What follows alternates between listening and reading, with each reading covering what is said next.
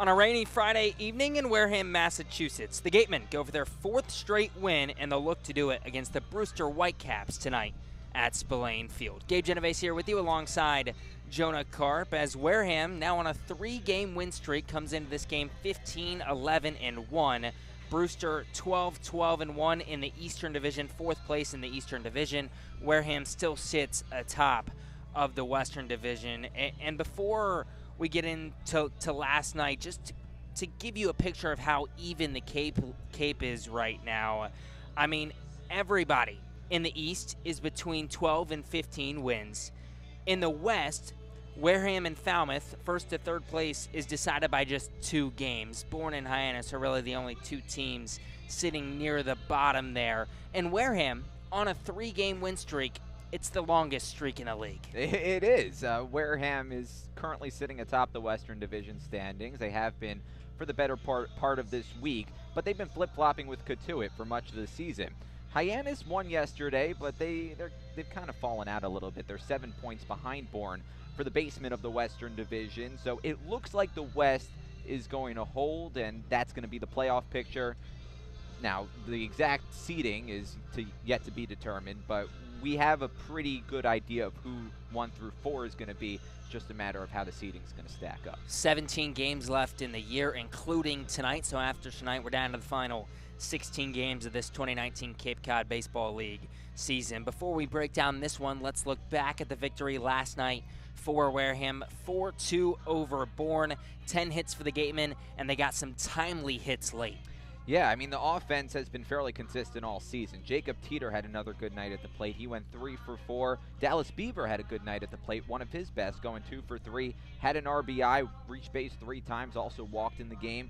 So there are guys that maybe, Jacob Teeter, and also, Darren Baker had a multi-hit night, Braden Ward had a multi-hit night, but that's fairly commonplace at this point. There are guys who have been streaky, who maybe you don't expect to step up on a night-to-night basis, but these guys you do. Dallas Beaver has possibly been the most clutch player on the team. Beaver now 6 for 9 with runners in scoring position and 2 outs this summer. It's been remarkable, the time and time again that he comes through with a runner in scoring position and 2 outs. Not only did the bat show up, again, just 4 runs, but 10 hits. The bat showed up pretty nicely last night. Only 2 runs on 4 hits for Bourne. It started with J.P. Gates, then Levi Prater, Ben Leeper shut the door. Another fantastic pitching performance. Both runs came in the first inning, and then there were 8 scoreless innings. And Levi Prater had one of the best performances we've seen out of a relief pitcher all season. He went 4 innings, gave up just 1 hit, struck out 7, and didn't walk a single batter. I mean, Levi Prater was absolutely remarkable out of the bullpen, and the pitching has really turned a corner, a big reason why this team's on a 3-game win streak. Prater got the win. He goes to 2-1. Ben Leeper got the save. He gets his first save of the season, and Wareham improved to 2-1 against Bourne, and against a Bourne team that, again, is just 10-15 now on the season. Those are the type of wins you have to come up with if you're Wareham. I mean, again, the league is very much all clumped together right now, but in the West, Wareham gets the benefit of playing Bourne and Hyannis 6 times, the 2 worst teams in the league. You got to take advantage, and they did last night. There are only 3 teams in the Cape League that are below 500. 2 of them are in the Western Division. If you're a good team, you show that you're a good team by winning the games you're supposed to win, feasting on the teams that are sitting at the basement. Currently, that's Bourne and Hyannis, and when they face Harwich, they fall in that category as well. Yeah, they do as well. Wareham, well, it didn't go their way last time they were at Harwich, but luckily Harwich isn't here tonight. It's the Brewster Whitecaps here tonight, and Wareham, again, we'll break down a little more later in the pregame show, but Wareham 2-0 against Brewster this year. Yeah, opening day was that was the first time they faced Brewster, and they haven't seen them in quite some time. It's been what, 3.5 weeks since they.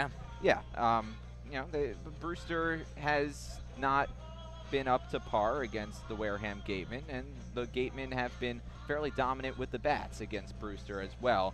Brewster not so much. They're kind of middle of the pack in almost every category, both pitching and offense, which is why they are sitting at 12-12-1 right now, because the record reflects the stats. Middle of the pack, 500 team. Exactly, and the run differential nearly right there as well, only -5, Yeah. so almost even in that category as well. Okay, we're going to step aside for a couple minutes, and then Javik and Ryan will take you around the Cape here on the GBN Pregame Show. It's the 15-11-1 Wareham Gatemen against the 12-12-1 Brewster Whitecaps tonight from Spillane Field. We'll be right back on GBN. The 99 Restaurant is a proud sponsor of the Cape Cod Baseball League. Visit them in Centerville, Falmouth, Mashpee, Wareham, or Yarmouth this summer and try some local flavor from the winner of the Cape Times Best Restaurant for Takeout, the 99. Always the real deal. The Wareham-based 80 Makepeace Company, founded in 1854, is the world's largest cranberry grower and the largest private property owner in eastern Massachusetts. The company supports organizations like the Wareham Gatemen and projects like the outdoor cranberry bog classroom that you may have passed on your way in. Visit admakepeace.com to learn more. The 2019 Cape League All-Star Game will be played at Eldridge Park, home of the Orleans Firebirds. Mark the date on your calendar, Sunday, July 21st. Game time is 6 p.m., but the gates open at 2.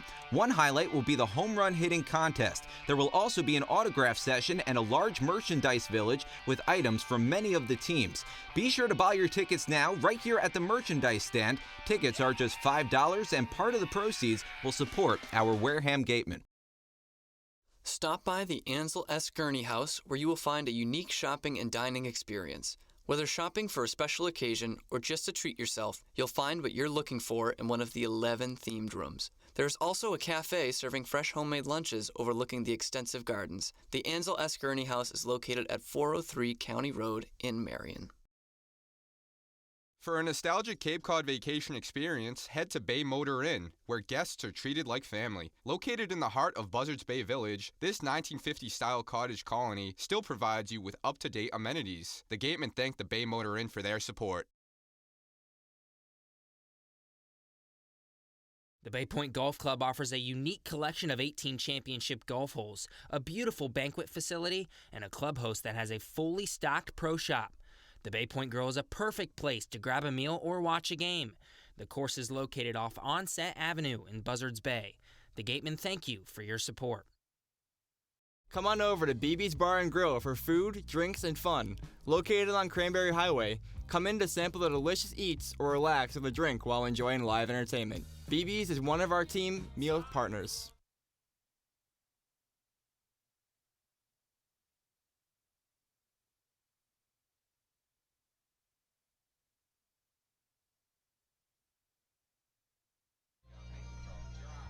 Welcome back inside the John Wild press box here in the GBN Pregame Show. That's Ryan LeMay. I'm Javik Blake, and it's time to take you around the Cape from a beautiful, it's turned into a beautiful Friday evening, hoping the rain stays off for just a little bit longer so we can get this game in from Spillane Field in Wareham, Massachusetts. YD played Brewster yesterday, and YD back in the win column with a 5-3 win. That won a final in just 8 innings due to light running out again. A long game, as we've seen in the past couple of weeks here in the Cape League. Eric Tolman got the win. Cam Tringali got the loss, his third on the season, and Taylor Dollard picked up his fourth save. Yeah, YD got back in the win column. I mean, Eric Tolman was great on the mound, 5.2 innings pitched, 5 hits, 1 run, 8 strikeouts. Great night for him. And offensively, you got to look at Riley King. He was 4 for 4, 2 home runs on the night, and he had 4 RBIs. So, I mean, all around, you got the pitching, you got the batting, you got everything you need to get a win there. He's just taking advantage of that short fence. He really is. I mean, but he's been fantastic all season long. He's in the top of the league in home runs, top of the league in average. He's done fantastic really all season long, and that showed, and that's how YD wins ball games. Their starting pitching does the job, and their hitters, well, they put up just enough runs. Yeah, I mean, it's easy to say that it's the ballpark that has inflated those numbers, but he's a great ball player, and I mean, as we've seen with the YD pitching, they got to really appreciate the offense they've been receiving lately. So is it a Coors Field effect? That's very true. Yeah, it kind of is something like that. Katuitt was in Harwich last night. They won that one 2-0. Reed Johnston got the win. Antonio Melendez got his second loss of the season, and Matthew Mervis, we saw him pitch against these Wareham Gatemen just a few nights ago. He was fantastic in relief. Yeah, and that was no different than what happened last night. Katuitt pitching overall was just out of this world, so good. Matthew Mervis went 3 innings, didn't allow a single hit, struck out 7 batters, and then Reed Johnston had the start, and I mean, he was just as good. He went 6 innings, only allowed 2 hits, no runs, so all in all, this is a fantastic effort by the Cotuit pitching staff last night. That's just a great connection between really Johnston is. and Mervis. Yeah. It's like what we've seen this year from the Bedell, Gatemen. Bedell and Palmer. Exactly. Same exact thing. Yeah. Exactly. And Mervis was shut out last night as well. 3 innings pitched, so 9 batters faced. 7 of them were strikeouts. There's not much better you can do No, you really than what can't do he much did better than last that, night. yeah. But maybe the biggest surprise of the night was the Orleans Firebirds, who really have completely fallen off the map. They lost 2-0 to Hyannis Harbor Hawks team, which we had said was struggling coming in. They'd gotten a little bit of help with Jordan Westberg, but it was the pitching that really hadn't shown up all year for Hyannis. They shut out an Orleans Firebirds team that's really been struggling lately. Patrick Fredrickson got his first win of the year. Jeffrey Prom got the loss. He'll fall to 0-2, and Trevor DeLate picks up his first save of the year.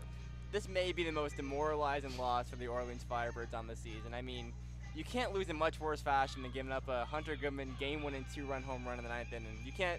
And then this to go alongside that, Owen Sharks, he was great on the mound for the Orleans Firebirds start. I mean, he went 5 innings, didn't allow a run, allowed 2 hits, and then if you don't repay Owen Sharks, like, it just I don't know what you're gonna do to win games because you got the pitching's there, but the offense. I mean, you scored no runs against Hyannis team has the team worst ERA by far. Like, that's very disappointing. Their ERA hovering just around 7.5, and we thought earlier in the season when it was up at 9, well, it'd fall back down into the 5 range, and it hasn't. It's still staying at 7.5, but Owen Shart's a great bounce-back start for him. I know really he didn't good get for the him. win, Yeah. but he struggled against these Wareham Gatemen, and to see him come back against a Hyannis team sort of gained some of that confidence back with 5 shutout innings. Yeah, it was nice to see him have a bounce-back performance. I mean, he didn't have a great night in Wareham, but we all know he had the talent to do so.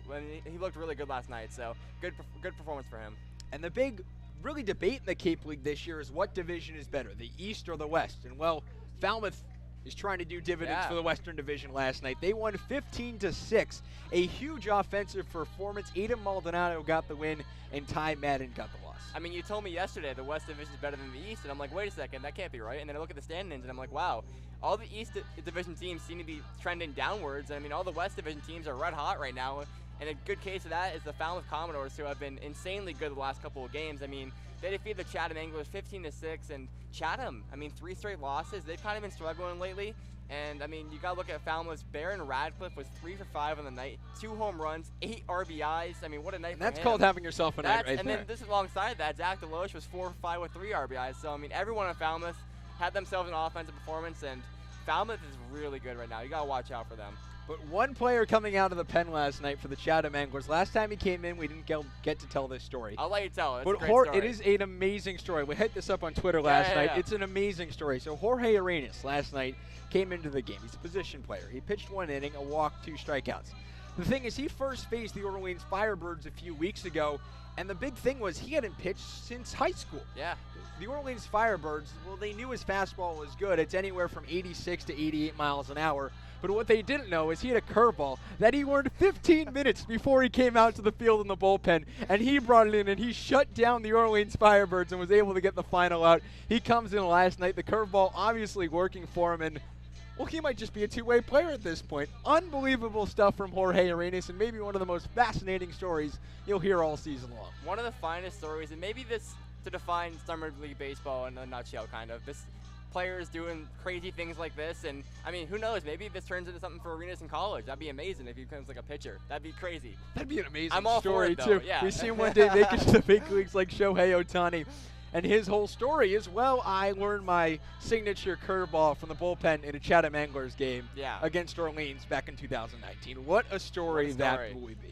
But let's move ahead to tonight now. 4 games. Well, it was 4. Now it's 3 other games in action tonight. The Orleans Firebirds, Hyannis Harbor Hawks, they were supposed to play at McKeon Park. The start time for that was 6 o'clock, but unfortunately, the rain postponing that one to an unknown date. But the big game, the Chatham Anglers and YD Red Sox, that game started at 5. It's currently 7:20. That game almost over. It's 1-1 in the bottom of the 9th, and Chatham, they desperately need to get back into the win column. And what's really this game is a battle for first place in the East. Chatham at 31 points. YD at 31 points as well, even though they have a game in hand.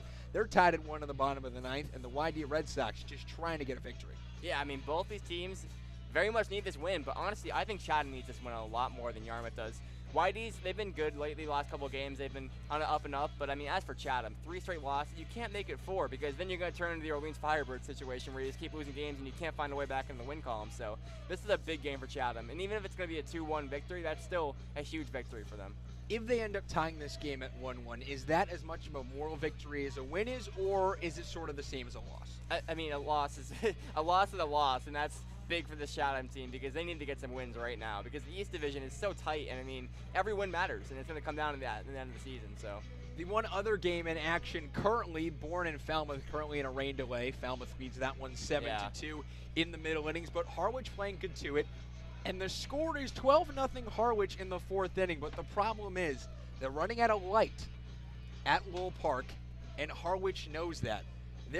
Katuitt knows that. They're throwing over to first and just trying to slow every guy that gets on. They're throwing over to first 3-4 times, just trying to slow this game down to a grinding halt so that it's called off due to light before they get through 5 innings. I can't imagine is being absolutely a fan. genius. I can't imagine being a fan in this crowd, watching the manager go to the mound each second for a mound visit just to delay the game even more, so it's crazy.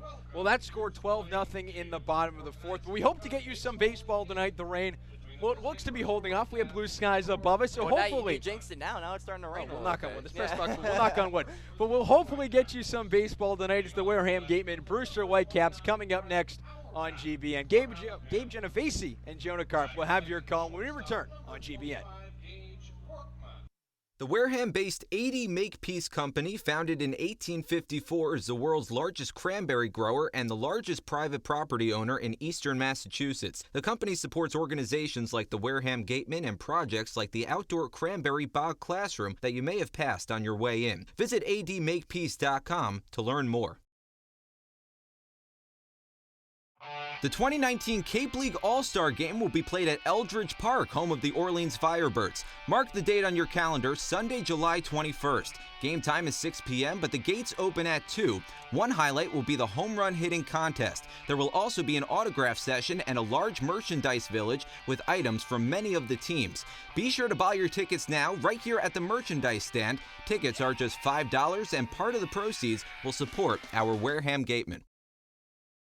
Stop by the Ansel S. Gurney House, where you will find a unique shopping and dining experience. Whether shopping for a special occasion or just to treat yourself, you'll find what you're looking for in one of the 11 themed rooms. There's also a cafe serving fresh homemade lunches overlooking the extensive gardens. The Ansel S. Gurney House is located at 403 County Road in Marion. For a nostalgic Cape Cod vacation experience, head to Bay Motor Inn, where guests are treated like family. Located in the heart of Buzzards Bay Village, this 1950-style cottage colony still provides you with up-to-date amenities. The Gatemen thank the Bay Motor Inn for their support. The Bay Point Golf Club offers a unique collection of 18 championship golf holes, a beautiful banquet facility, and a clubhouse that has a fully stocked pro shop. The Bay Point Grill is a perfect place to grab a meal or watch a game. The course is located off Onset Avenue in Buzzards Bay. The Gatemen thank you for your support.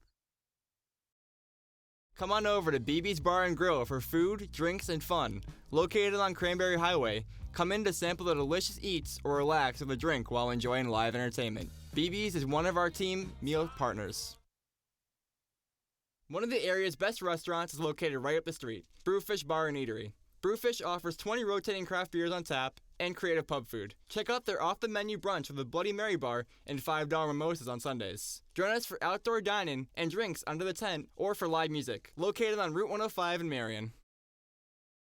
Cape Cod Healthcare is the leading provider of healthcare services for residents and visitors of Cape Cod with 2 acute care hospitals and more than 450 physicians. For more information, please visit capecodhealth.org. Cape Cod Healthcare. Expert physicians, quality hospitals, superior care.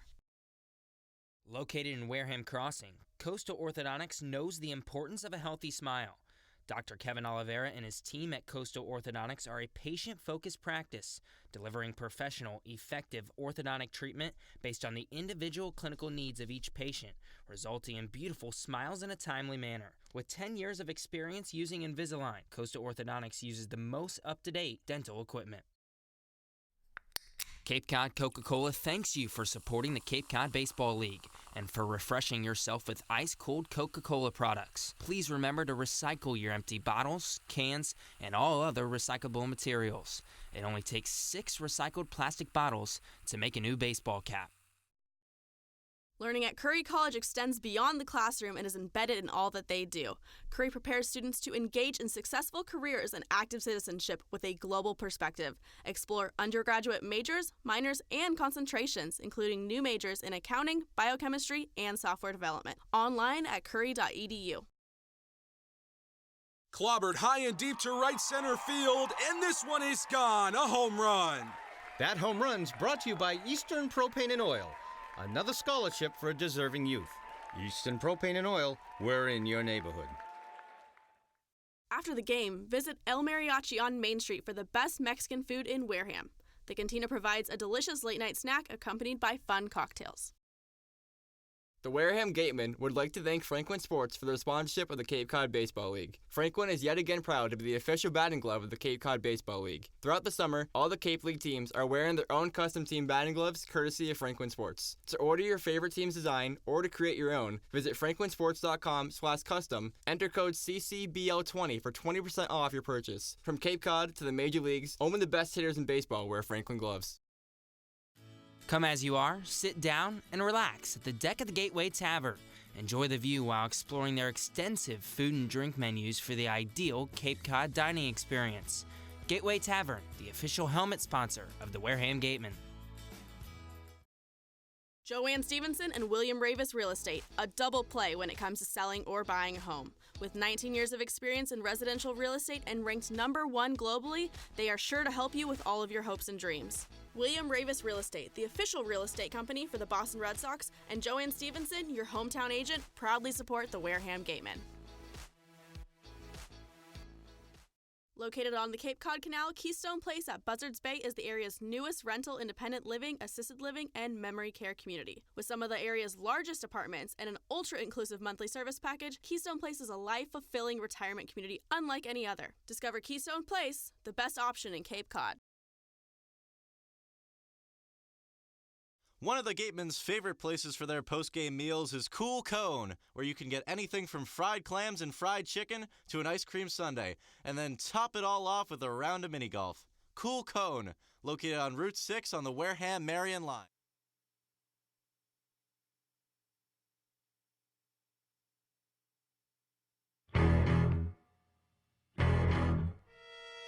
You're listening to the Gatemen Baseball Network, home of the defending champion, Wareham Gatemen.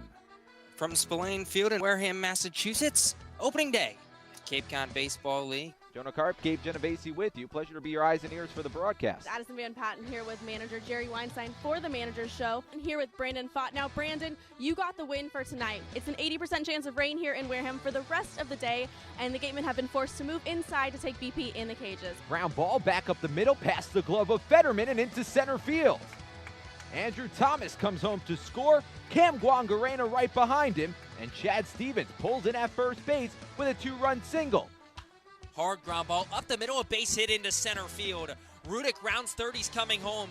It's an RBI single for Cam Guangarena. Wareham leads 1-0. Cut on and miss, strike 3.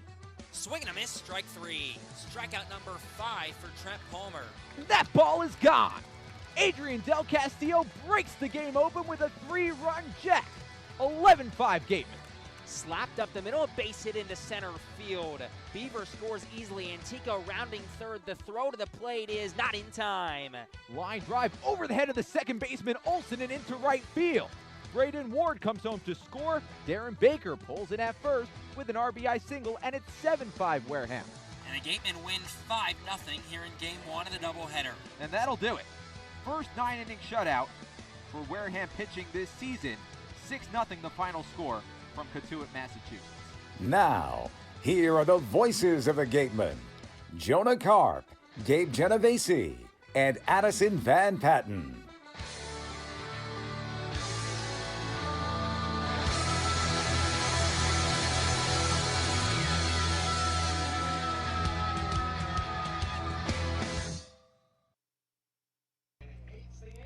Back here at Spillane Field, it's the 15-11-1 Wareham Gatemen tonight against the 12-12-1 Brewster Whitecaps. Wareham first in the West, Brewster fourth in the East, as first pitch is thrown at Spillane Field by a little kid who delivered a strike. That was very cute. That was very cute. Let's give you the Brewster lineup as they'll bat first here tonight in Wareham. Brett Auerbach bats first. Gage Workman, the shortstop, hits second. Mason Dodd, the newcomer to the Whitecaps, hits third. Tyler Gentry in the cleanup spot, hitting just .247. TJ Collette batting batting fifth. The first baseman hitting .268.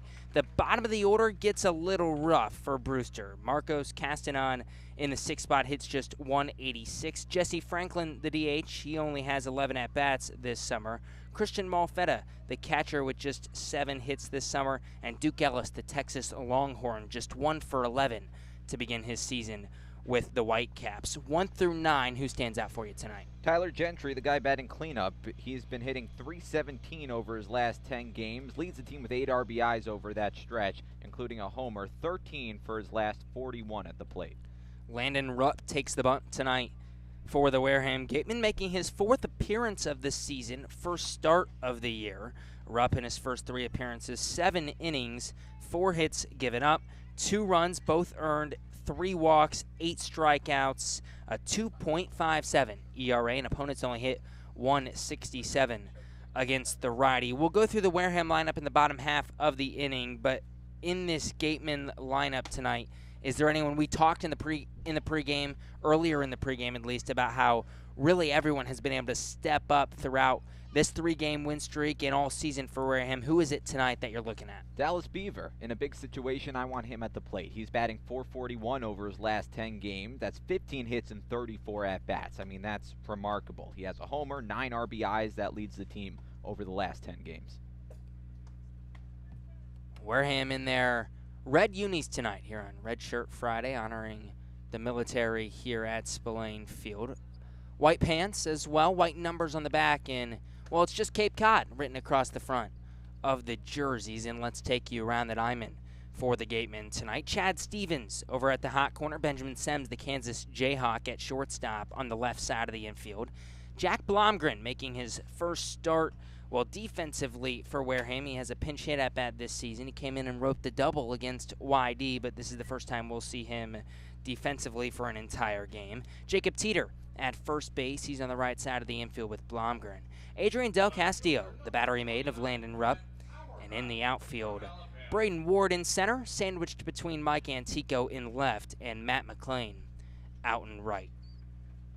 Well, after a little bit of a rain delay, as rain fell at about 6:15 here tonight at Spillane Field. We're supposed to start at 6:45. We'll get underway right after 7:30. Rupp rocks and fires the first pitch.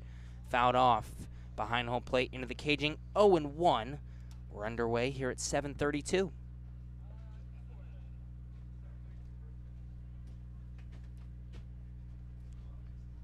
Auerbach, the leadoff hitter, hitting .295 this season for Brewster.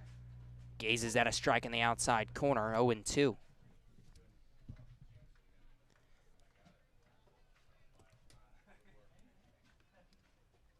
Bats from the right side, open stance in the righty's batter's box. 0-2 pitch, swing and a miss, strike 3 on a fastball upstairs. 1 up, 1 down, 1 strikeout for Rupp. Auerbach goes down swinging, and that strikeout brought to you by Lang, Exafaris, and Bullard. Head to alexblaw.com to seek a trial attorney in the New Bedford area. Gage Workman steps into center stage now for Brewster. Workman, rising sophomore at Arizona State. First pitch to him, just inside, 1-0.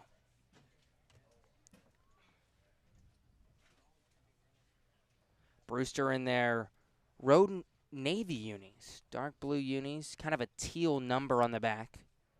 1-0, catches the outside edge, 1-1. It's almost like tie-dye. Yeah. Starts light, goes dark, fades into it. There's a term for it. My sister would know. But you don't. I don't. 1-1. Swing and a miss on a fastball upstairs, 1-2. No, I'm not helpful when it comes to fashion. Well, he is right. The numbers start as like a teal on the top and fade into that navy blue. Navy socks as well, white pants for these Brewster Whitecaps. The 1-2 pitch from Rupp. Curveball inside, 2-2. I'm going to text my sister. You do that. Unless she's listening to the broadcast and would love to tell me.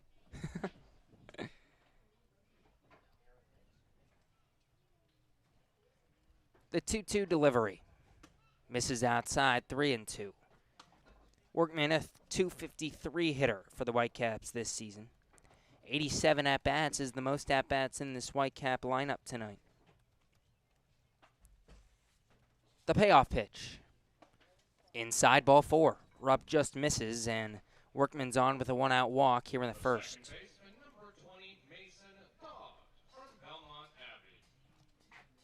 In steps Mason Dodd now.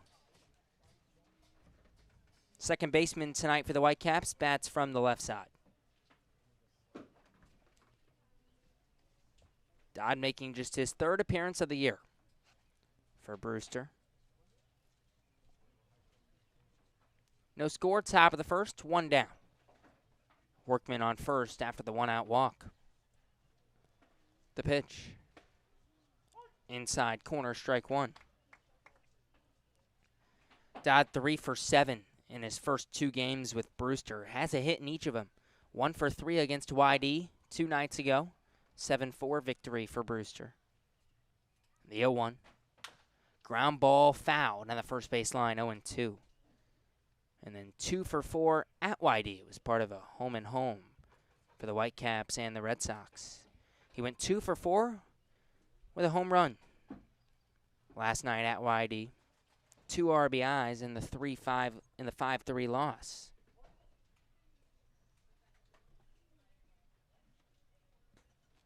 Rupp sets, throws over to first. Back safely is Workman. I got a response. It's called Ombre. She goes, LOL, why? Interesting. So is the correct way to say that? The numbers on the back of the jersey are Ombre? 0-2 pitch. Curveball, swing and a miss, strike 3. Second strikeout for Rupp this inning. Strikeout brought to you by Lang Exafaris and Bullard. Head to lxblaw.com to seek a trial attorney in the New Bedford area. 2 down, and in steps Tyler Gentry. I mean, I think so. Should I ask for a phonetic spelling?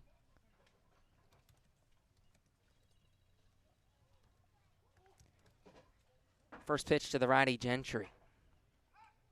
And actually, we'll have to wait on it. Throw over to first. Workman back safely.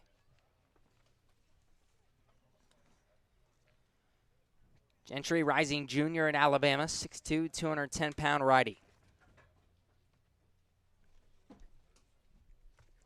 First pitch, grounded towards short, ranging to his left, diving and making the play. Throw to first in time. Good play over there by Benjamin Sems. And we'll head to the bottom of the first inning. No score. We'll be right back on GBN. Cape Cod Coca-Cola thanks you for supporting the Cape Cod Baseball League and for refreshing yourself with ice-cold Coca-Cola products. Please remember to recycle your empty bottles, cans, and all other recyclable materials. It only takes 6 recycled plastic bottles to make a new baseball cap. Learning at Curry College extends beyond the classroom and is embedded in all that they do. Curry prepares students to engage in successful careers and active citizenship with a global perspective. Explore undergraduate majors, minors, and concentrations, including new majors in accounting, biochemistry, and software development. Online at curry.edu. Clobbered high and deep to right center field, and this one is gone. A home run. That home run's brought to you by Eastern Propane and Oil. Another scholarship for a deserving youth. Eastern Propane and Oil, we're in your neighborhood. After the game, visit El Mariachi on Main Street for the best Mexican food in Wareham. The cantina provides a delicious late-night snack accompanied by fun cocktails. The Wareham Gatemen would like to thank Franklin Sports for their sponsorship of the Cape Cod Baseball League. Franklin is yet again proud to be the official batting glove of the Cape Cod Baseball League. Throughout the summer, all the Cape League teams are wearing their own custom team batting gloves courtesy of Franklin Sports. To order your favorite team's design or to create your own, visit franklinsports.com/custom, enter code CCBL20 for 20% off your purchase. From Cape Cod to the major leagues, only the best hitters in baseball wear Franklin gloves. Come as you are, sit down, and relax at the deck of the Gateway Tavern. Enjoy the view while exploring their extensive food and drink menus for the ideal Cape Cod dining experience. Gateway Tavern, the official helmet sponsor of the Wareham Gatemen. Joanne Stevenson and William Ravis Real Estate, a double play when it comes to selling or buying a home. With 19 years of experience in residential real estate and ranked #1 globally, they are sure to help you with all of your hopes and dreams. William Ravis Real Estate, the official real estate company for the Boston Red Sox, and Joanne Stevenson, your hometown agent, proudly support the Wareham Gatemen.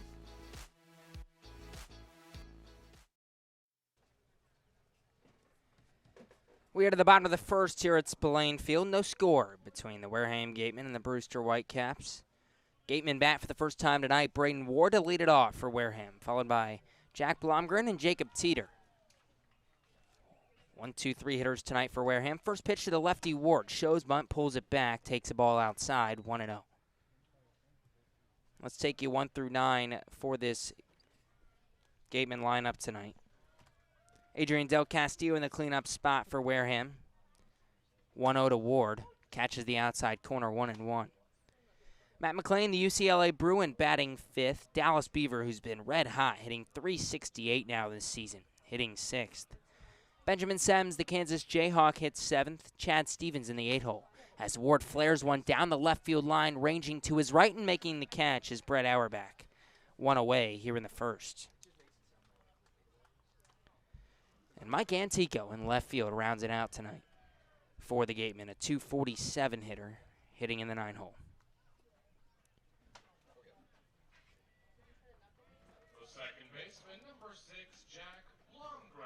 Jack Blomgren steps in from the right side for Wareham. Blomgren, a newcomer on this Wareham team. 1-1 pitch. Catches the outside corner. First pitch catches the outside corner. 0-1.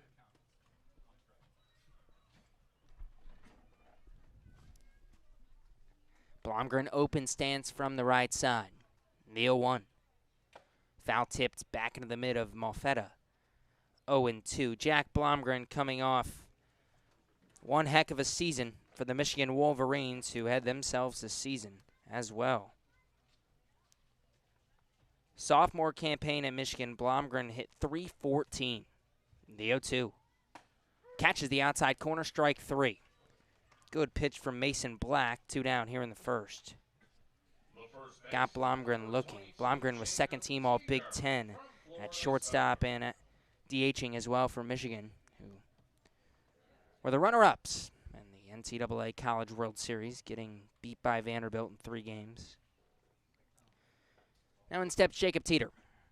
Mason Black is your pitcher tonight for the Whitecaps, making his 6th appearance of the year, 3rd start, as Teeter got jammed, fouled it off behind home plate, 0-1.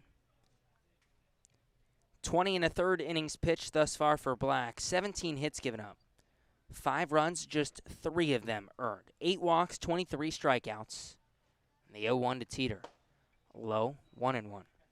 It all adds up to a 3-0 record for Black, a 1.32 ERA, and opponents hitting just .236 off the righty from Lehigh. 1-1 way inside. Teeter tap dances out of the way, 2-1. Take you around the diamond for Brewster tonight as well. As Black works quickly, the 2-1 pitch. Line drive, foul. Down the left field line, 2-2.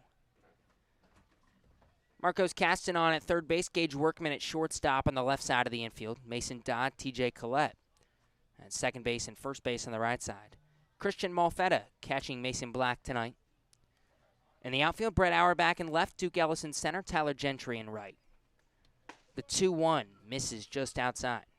3 balls and a strike.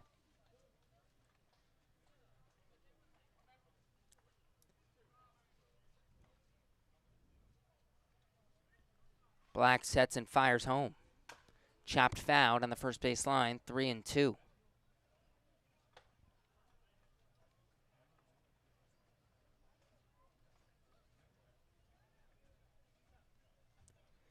Teeter comes into tonight a .320 hitter.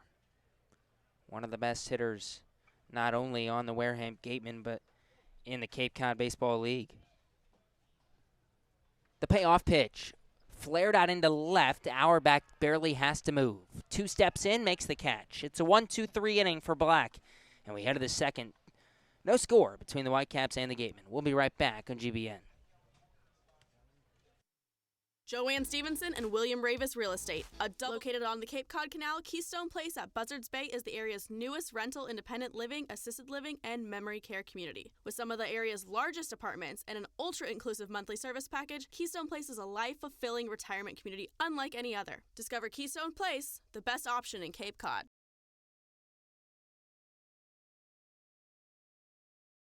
One of the Gatemen's favorite places for their post-game meals is Cool Cone, where you can get anything from fried clams and fried chicken to an ice cream sundae, and then top it all off with a round of mini golf. Cool Cone, located on Route 6 on the Wareham-Marion line. The law firm of Lang, Exafaris, and Bullard, providing families and businesses in the greater New Bedford community with legal services for 40 years. We look forward to serving you. For an appointment, call 508-992-1270. We invite you to learn more about the law firm of Lang, Exafaris, and Bullard by visiting our website, lxblaw.com. Legacy Insurance Agency at 213 Main Street here in Wareham can offer you coverage for all your insurance needs. We have the bundle discounts, the accident forgiveness, the vanishing deductible, no loss, etc. But unlike those gimmick companies, we can quote you with multiple carriers. So forget the lizard and price tool and come talk to a professional. We'll help you find what's right for you. 5, 6, 7 hitters due up for the Brewster Whitecaps here in the top of the second. TJ Collette, Marcos Castanon, Jesse Franklin. The 3 due up to face Landon Rupp for the first time tonight. Collette, the rising senior at Kentucky, hitting .268 for the Whitecaps this summer. First pitch to the lefty. Inside corner, strike 1. Collette hit .259 for Kentucky this past season. Average dropped off the table after a solid sophomore campaign, hitting .304. 0-1 chop back up the middle. Charging is Blomgren. Gloves, throws to first in time. 1 away here in the second. And that'll bring up Marcos Castanon.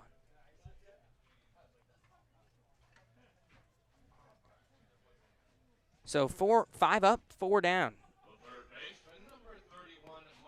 For Rupp thus far, the only base runner for the Whitecaps was a walk to Workman. Castanon steps in from the right side.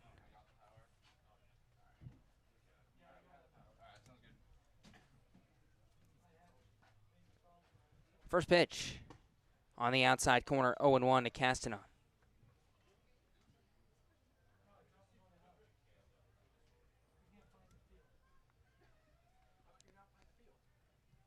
Now the 0-1. Curveball, swing and a miss, 0-2. It's early, but that was the best pitch we've seen from Rupp tonight. Castanon, a 186 hitter this summer, 11 for 59.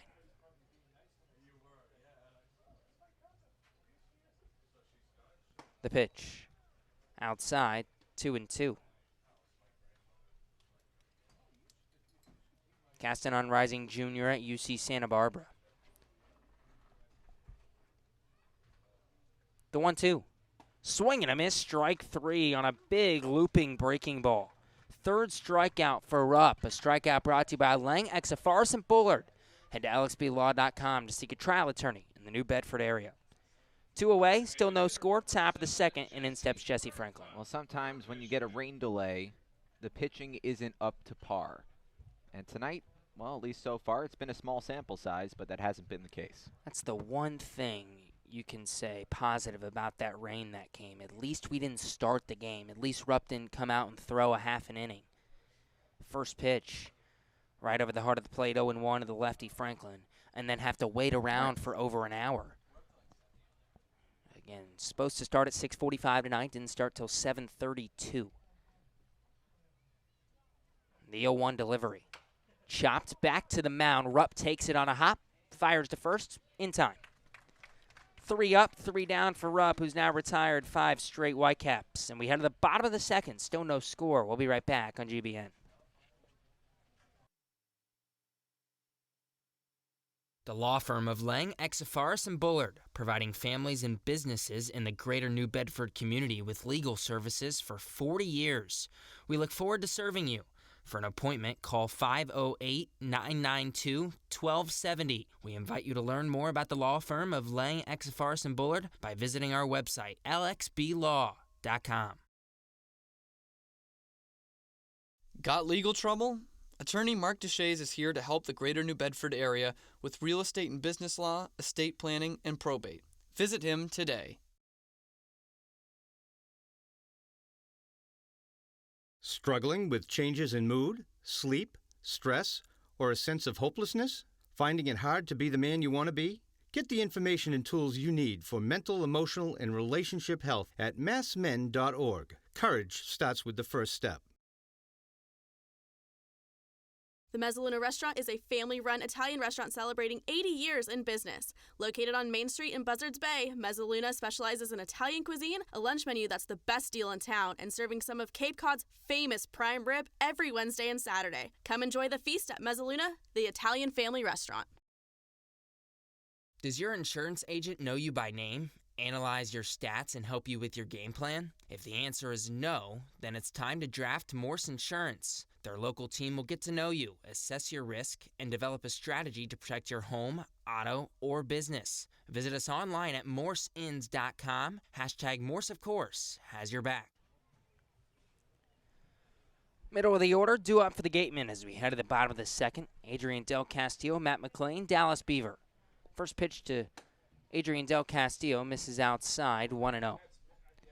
Mason Black back out for his second inning of work.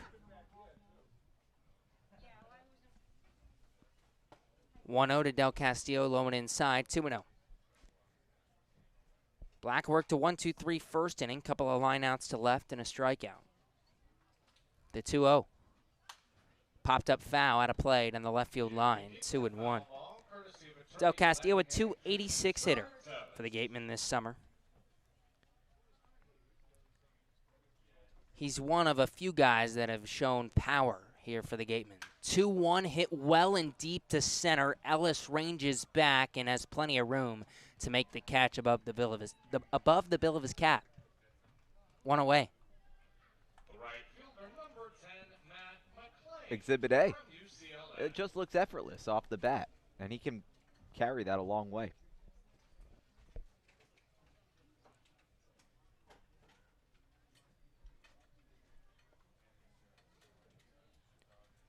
Matt McLean steps into center stage. First pitch to the righty. Just catches the upper part of the zone. 0-1.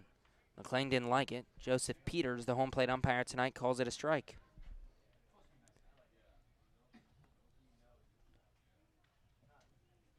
The 0-1. Blooped out into shallow right field. Caught by the right fielder, Gentry. Geez, a few hard-hit balls tonight for Wareham, but straight to either Auerbach and left or Gentry in right. 2 away here in the second. But the ball's been carrying. It's been staying in the air. You know, that's one off the end of the bat that maybe in a colder night it would have fallen in front of the right fielder Gentry, but just kind of stayed up. That'll bring up Dallas Beaver. No score between the Whitecaps and the Gatemen. Bottom of the second. Wareham still looking for a base runner. First pitch. Outside, 1-0. Beavers just looked more and more comfortable as this summer has gone on. He's now hitting .368, the 1-0. Catches the inside corner, 1-1. And we're not talking about just a small sample size either for Dallas Beaver. He did arrive late this summer, but this is his 17th game played. 1-1 breaking ball, misses low, 2-1. Beaver is hitting .441 in his last 9 games. The 2-1 delivery, low and away, 3-1. 15 hits, 5 doubles, a homer, 9 RBIs in his last 9. It's been fun to watch. The 3-1 pitch, swing and a miss on a fastball. Count runs full.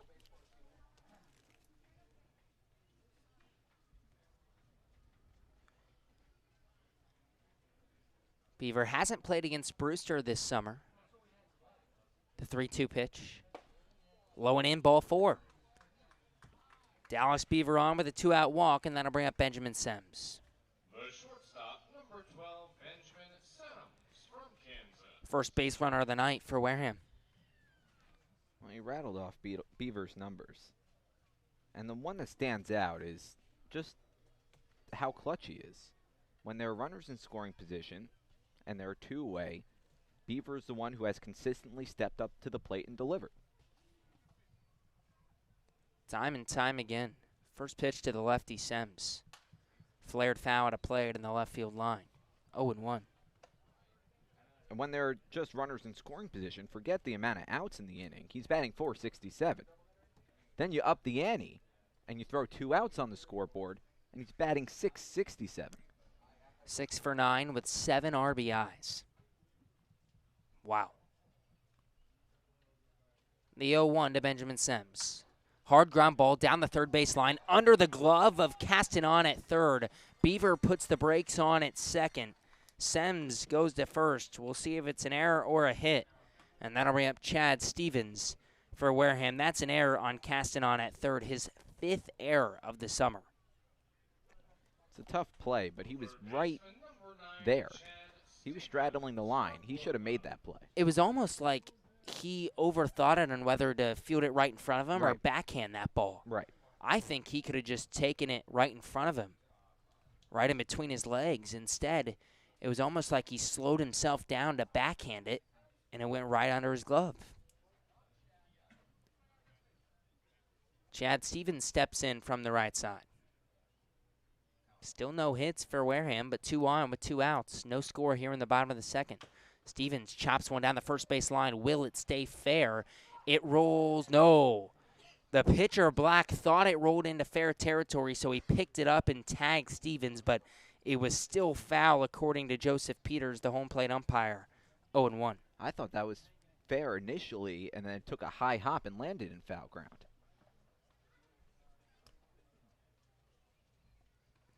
Meaning if he would have been able to field it on the hop, it would have been fair and possibly gotten the out. I mean, there was no call initially.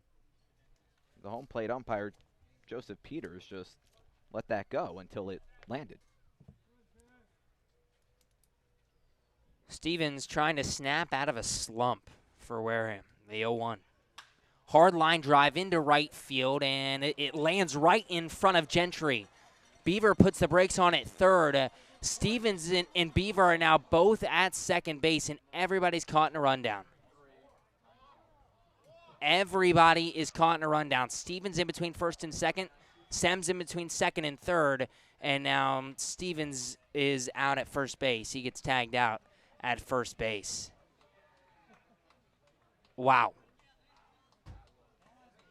I've never seen that before in my life. That was just terrible baseball. Beaver had to put the brakes on at third. He couldn't go home because he didn't have enough speed, and the throw to home was a good one. Sims took a huge turn around second. He was already halfway to third. Therefore, Stevens thought he was going to second. Everyone was looking at the runner in front of them. And so Beaver saw the runner in front of him try to advance, so he took a wide turn at second base, and once he did, then Stevens took a wide turn. Correct. Sims at second. Or, excuse me, Sims took a wide turn. So that's what happened. But it was just bad base running. You look at the whole field, not just the person in front of you. Wow. All right, we head to the third. Still scoreless. We'll be right back on GBN. Gatemen Baseball is officially sponsored by Robertson's GMC, the truck professionals. Located just 2 miles away on Cranberry Highway, Robertson's GMC. We are professional grade. Power like a pro. Need physical therapy? Select Physical Therapy works directly with you and your physician to create a plan of care that meets your goals and needs, with 6 locations on Cape Cod and more across the country. Select Physical Therapy is the official provider of athletic training for the Wareham Gatemen. Soft as a Grape has 10 retail locations on Cape Cod. So even when you're cheering on your Gatemen at any away games, stop into a Soft as a Grape store for the best Cape Cod products. No trip to the Cape is complete without a trip to Soft as a Grape.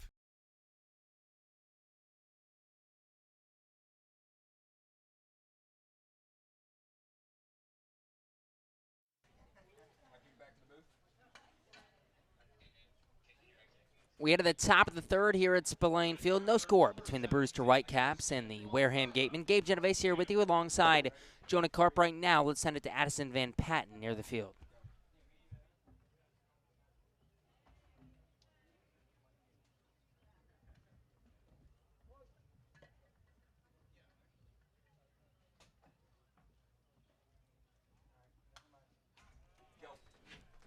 Sorry for the technical difficulties there. Let's play the top of the third.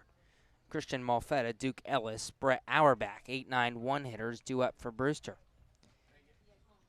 Landon Rupp back out for his third inning of work. Hasn't allowed a hit yet. Only base runner through 2 innings for the Whitecaps is a one-out walk by Gage Workman in the first. 0-1 misses outside, 1-1.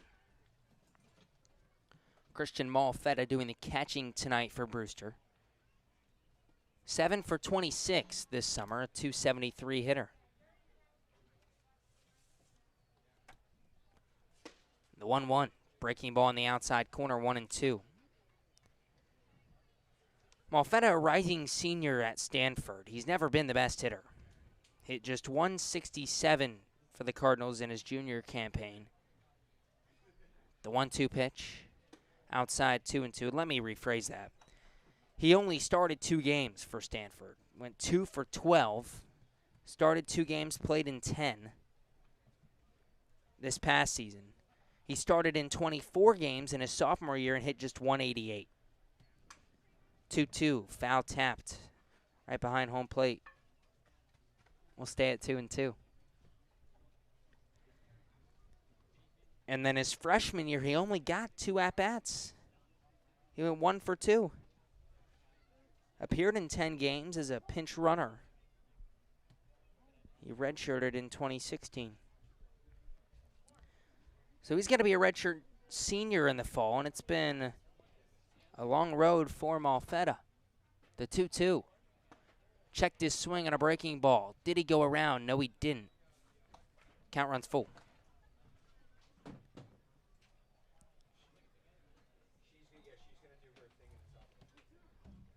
Malfetta is just 1 for his last 11 in his last 4 games.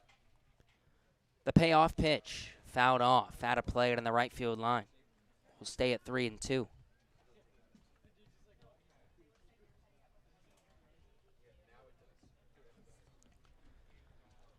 Landon Rupp has looked good tonight.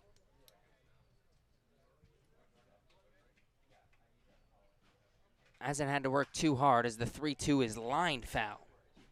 Down the right field line will stay full. This is the first battle he's really had tonight. This is going to be his 9th pitch.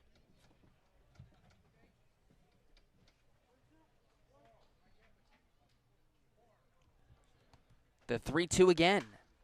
Hit well into pretty deep right. McLean ranging back makes the catch above his left shoulder.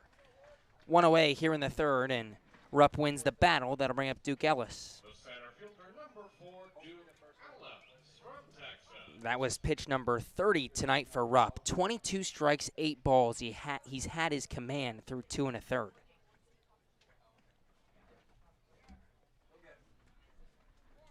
And in steps the Texas Longhorn, Duke Ellis.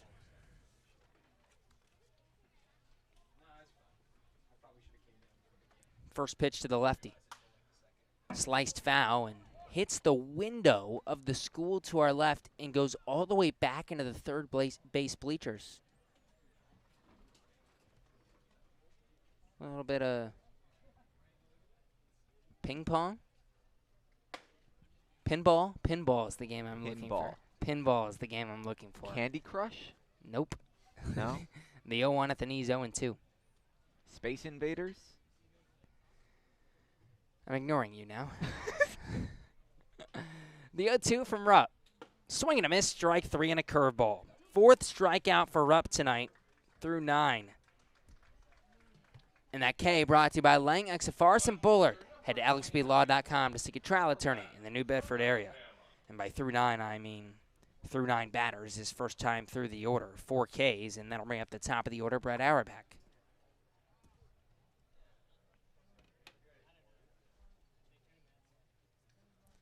First pitch to the righty Auerbach on the outside corner, 0-1.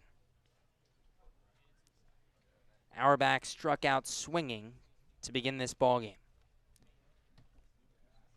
The 0-1. Breaking ball at the knees, right over the heart of the plate, 0-2. That's a filthy pitch that starts in on righties and breaks back over the heart of the plate. No score, top of the third, the 0-2 pitch. Chopped left side. Stevens, the third baseman, takes it, whips it over to first in time. 3 up, 3 down once again for Landon Rupp. He's retired 8 in a row. We head to the bottom half of the third inning. We'll be right back on GBN.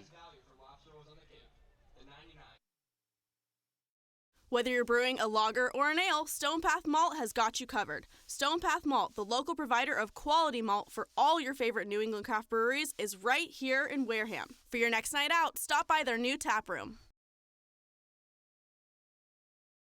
Village Signs of Mattapoisett. They do it all, from logo design, trucks and buildings, to boats. Village Signs has proudly served southern New England for over 35 years. Visit them at villagesignsinc.com for all your signage needs. The Gatemen would like to thank Wareham Country Market for helping to feed the Gatemen players and staff after games. They are located about a quarter of a mile from the field on Route 6, offering a convenience store, a Dunkin' Donuts, and a deli. Wareham House of Pizza has been serving Wareham and Marion for over 40 years with steak and cheese, pizza, and subs. Located in Shaw's Plaza, head on over for pickup or let them deliver to you.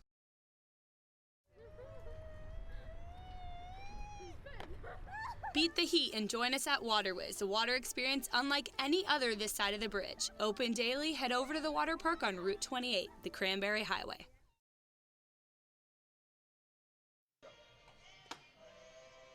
Mike Antico, Braden Ward, Jack Blomgren, 9-1-2 hitters for the Gatemen due up as we head to the bottom of the third here at Spillane Field. No score between the Brewster Whitecaps and the Wareham Gatemen. Wareham comes into this game first place in the West and actually tied atop the whole CCBL now at 15-11-1, 31 points. Katuitt right behind Wareham, half game back with 30 points. Brewster comes into tonight 12-12-1, 25 points, fourth place in the East. First pitch to the lefty Antico. Pulls a bunt back and takes it way high and inside, 1-0. Talking about some chin music.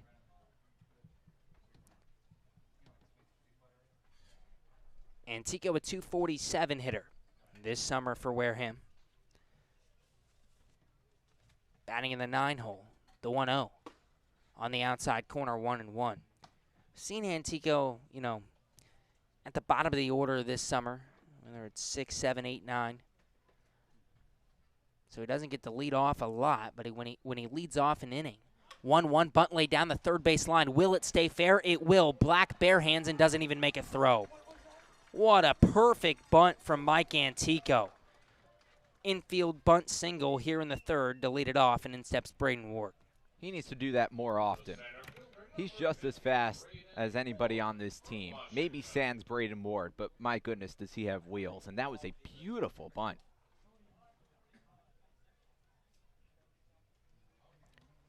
He's on.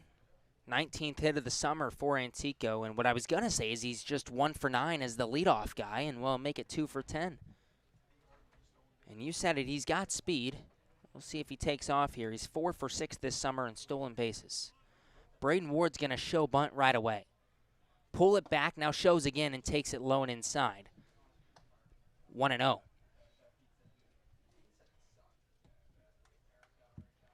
Ward lined out to Auerbach in left field his first time up.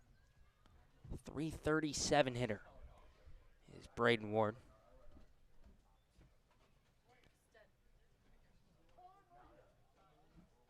And Ward calls time and steps out. No score between the Whitecaps and the Gatemen. Antico's bunt single was the second hit of the game for Wareham. Black sets the pitch. Flared foul out of play in the left field line, 1-1. I think he might try to bunt again here. Especially if the third baseman Castanon is going to play behind the edge of the infield grass. Castanon is in. He's probably about a half step in front of the bag, but he's not on the grass. Throw over to first, Antico back safely. I mean, against Braden Ward, that's plenty deep. Yeah.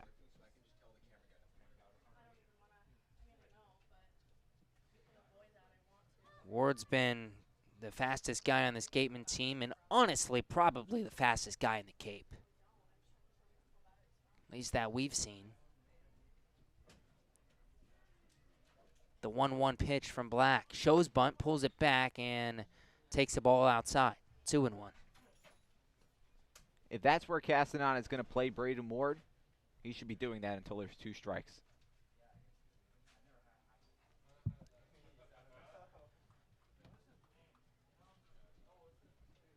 We've gotten several different times on Braden Ward, but bottom line is he can make it down to first base in about 4 seconds. Runner going, pitch slapped foul. Out of play on the left field line, 2-2. Well, I wouldn't try it here.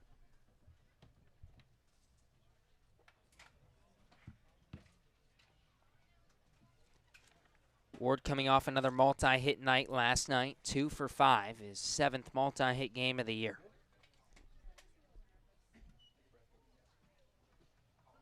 After hitting just 176 over a 5-game stretch, Braden Ward is 5 for 9. 5 for his last 9 coming into this game. Throw over to first, Antico dives back safely.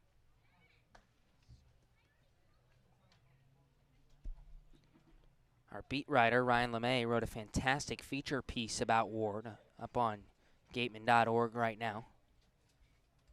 About the art of the stolen base, and lots of good quotes from Ward in there. The 2-2. Once again, poked foul out of play to the left field line. We'll do it all over again. Black is very worried about Mike Antico at first base, as he should be. Antico has speed. Doesn't swipe a lot of bags. But if I'm Black, I'm focused on the man in the box right now. Because if you put him on base along with Antico, that's dangerous. Black, a long look in. Sets on the first base side of the rubber. The 2-2. Popped up, out of play, foul. Once again, down that left field line. We'll stay at 2-2. And Braden Ward's in a battle with Mason Black. He's just a little late on some of these pitches.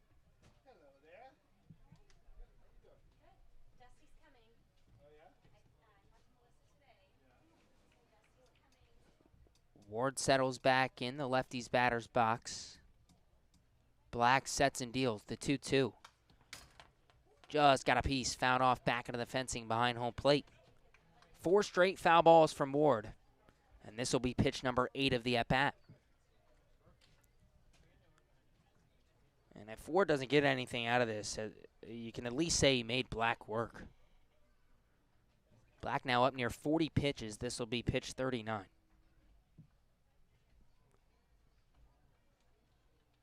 He unleashes? No, he throws over to first. Antico back safely. He's awfully worried about Mike Antico. Black just doesn't look comfortable right now.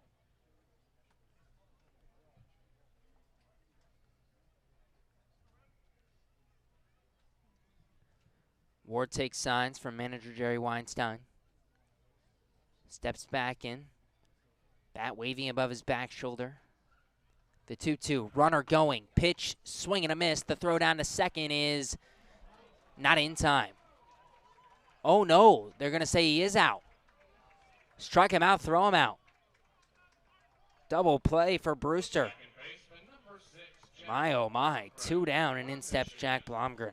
I think that's the first strike him out, throw him out double play we've seen from either side in a game this season. It is. And that's awfully surprising. Not a great jump from Mike Antico. First pitch to Blomgren. Shows a bunt and lays it down fouled on the third base line. 0-1. That was ball 1. I thought that hit him. That pitch was way inside. Wow. Still no score between the Whitecaps and the Gatemen in what could have turned into a fantastic situation with speedy base runners on the base paths. has turned into 2 down, nobody on for Jack Blomgren, who's 0 for 1 tonight. 0-1, high and in, 1-1. Talked a little bit about Blomgren, his first time up. Had a great year for Michigan. Of course, the deep run for the Wolverines all the way to the College World Series Championship. 1-2 on the outside corner. 1-1 on the outside corner, 1-2. Blomgren hit just .216 as a freshman. Started all 52 games. Comes back, starts all 70 games for Michigan and hits .314. The 1-2 delivery. Fouled off down the first base line out of play.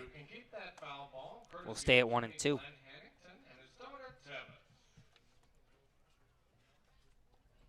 I mean, this is a guy that was highly thought of at a high school. Honorable mention All-American by perfect game. Broke school records in stolen bases. Unscored as he swings through a pitch there. Strike 3. He's 0 for 2 tonight with a couple of Ks. And it's a, 1-2-3 inning for Black after the leadoff single by Antico. He gets out of it. We head to the 4th, still no score. Jonah Karp will have your play-by-play when we come back on GBN. The 99 Restaurant is a proud sponsor of the Cape Cod Baseball League. Visit them in Centerville, Falmouth, Mashpee, Wareham, or Yarmouth this summer and try some local flavor from the winner of the Cape Times Best Restaurant for Takeout, the 99. Always the real deal. The Wareham-based 80 Makepeace Company, founded in 1854, is the world's largest cranberry grower and the largest private property owner in eastern Massachusetts. The company supports organizations like the Wareham Gatemen and projects like the outdoor cranberry bog classroom that you may have passed on your way in. Visit admakepeace.com to learn more. Top of the 4th inning, a couple goose eggs on the scoreboard. Jonah Karp, Gabe Genovesi with you. Let's send it down to the 3rd member of our broadcast booth, Addison Van Patten. Addison. Thanks, Jonah. Gabe. Yeah, I wanted to talk to you guys about a little bit of a science lesson right now. Now, the Cape League and the Gatemen are pretty into analytics this summer. It's actually blast motion, exit velo, launch angle. Now, this is something we use this year. It's a sensor right here on the edge of the bat.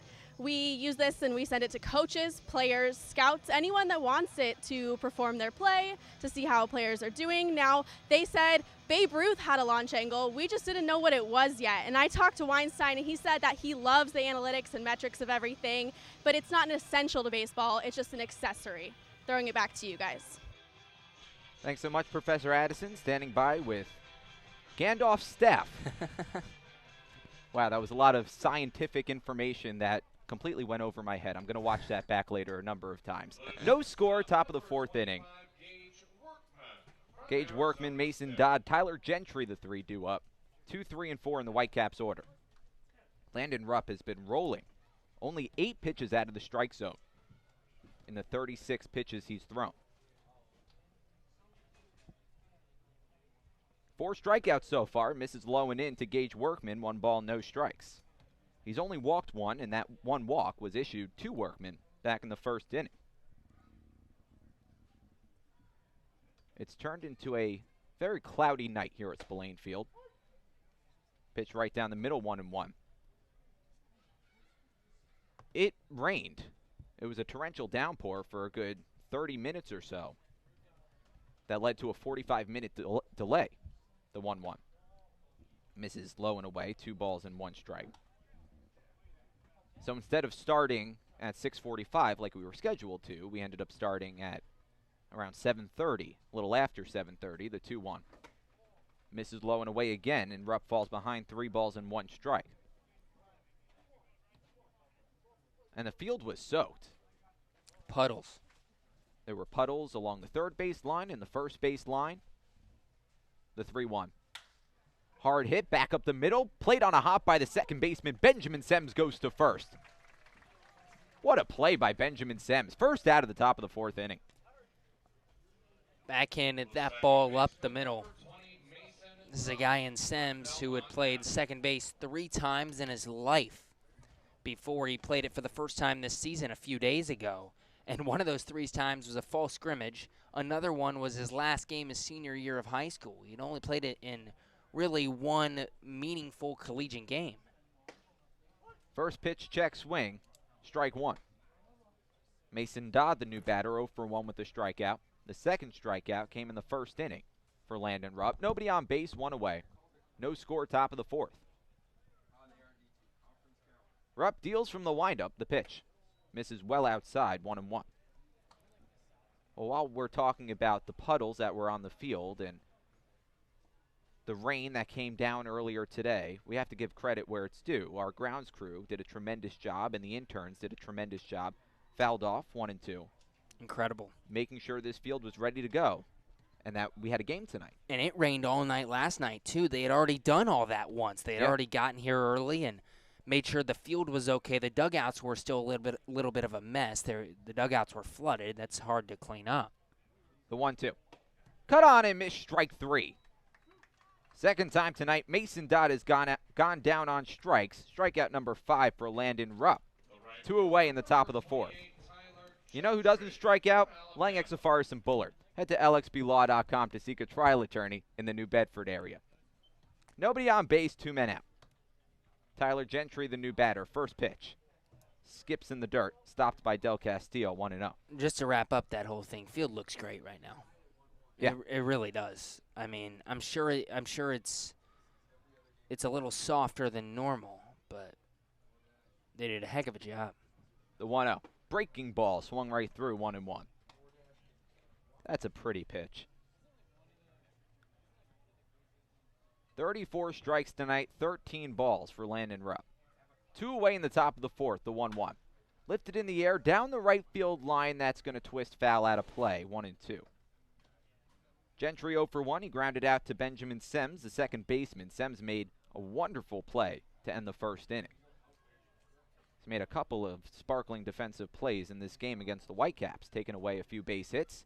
The 1-1 swung right through, or excuse me, that was the 1-2 pitch, and that's another strikeout for Landon Rupp.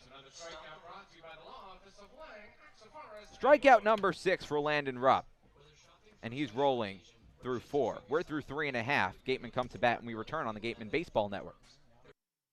The 2019 Cape League All-Star Game will be played at Eldridge Park, home of the Orleans Firebirds. Mark the date on your calendar, Sunday, July 21st. Game time is 6 p.m., but the gates open at 2. One highlight will be the home run hitting contest. There will also be an autograph session and a large merchandise village with items from many of the teams. Be sure to buy your tickets now right here at the merchandise stand. Tickets are just $5, and part of the proceeds will support our Wareham Gatemen. Stop by the Ansel S. Gurney House, where you will find a unique shopping and dining experience. Whether shopping for a special occasion or just to treat yourself, you'll find what you're looking for in one of the 11 themed rooms. There's also a cafe serving fresh homemade lunches overlooking the extensive gardens. The Ansel S. Gurney House is located at 403 County Road in Marion.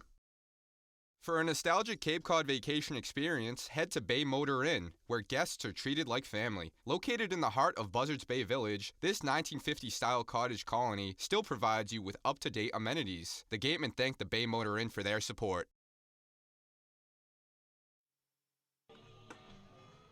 Mason Black back on the bump for the Brewster Whitecaps. We're knotted at 0 in the bottom of the 4th inning. Jacob Teeter, Adrian Del Castillo, Matt McLean. 3, 4, and 5 for the Gatemen.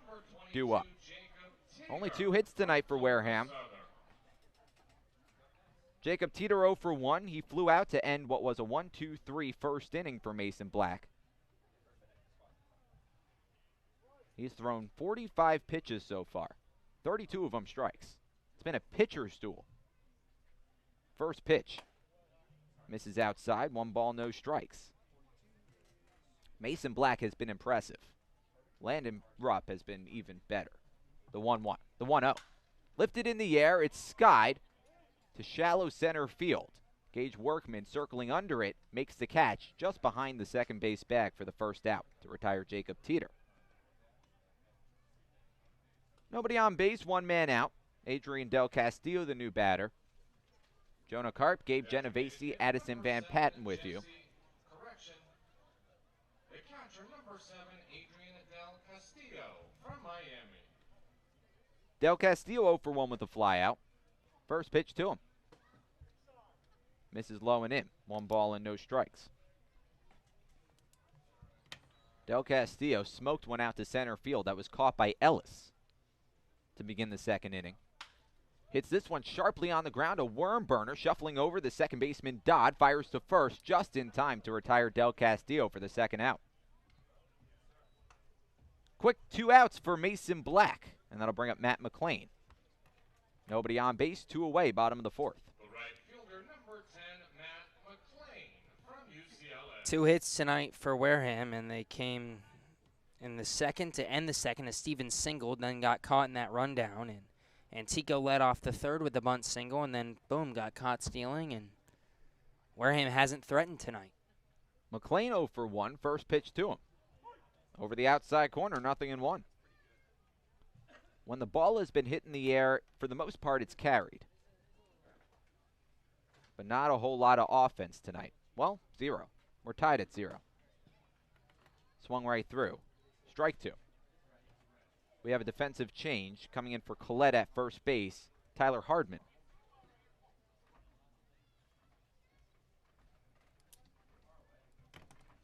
Nothing into the count, nobody on base, 2 away, no score, bottom of the 4th. Long look in from Black, now deals the pitch, misses outside. 1 ball and 2 strikes to Matt McLean. TJ Collette was batting 5th and playing first base. Got an at-bat in the second inning. He's 0 for 1.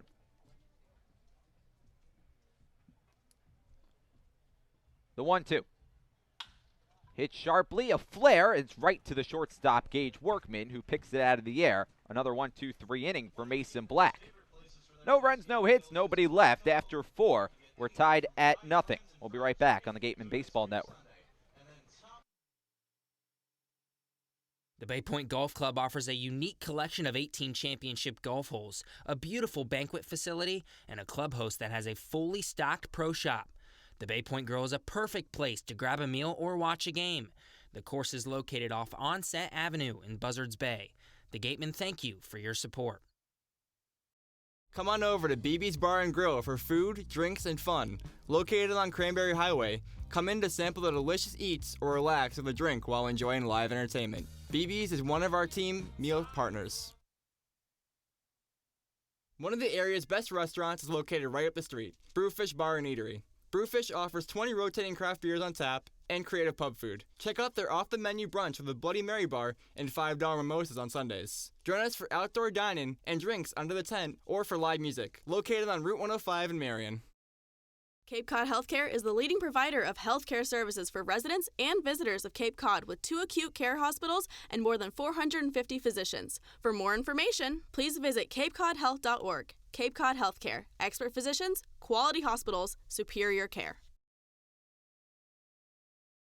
Located in Wareham Crossing, Coastal Orthodontics knows the importance of a healthy smile. Dr. Kevin Oliveira and his team at Coastal Orthodontics are a patient-focused practice, delivering professional, effective orthodontic treatment based on the individual clinical needs of each patient, resulting in beautiful smiles in a timely manner. With 10 years of experience using Invisalign, Coastal Orthodontics uses the most up-to-date dental equipment. Tyler Hardman will lead things off in the top of the 5th inning. Coming in for TJ Collette. First pitch from Landon Rupp. Breaking ball right down the center of the zone, 0-1. Collette got an at-bat in the second inning. He finished his night 0 for 1. Grounded out to the shortstop, Jack Blomgren. Blomgren making his first start of the season. The 0-1.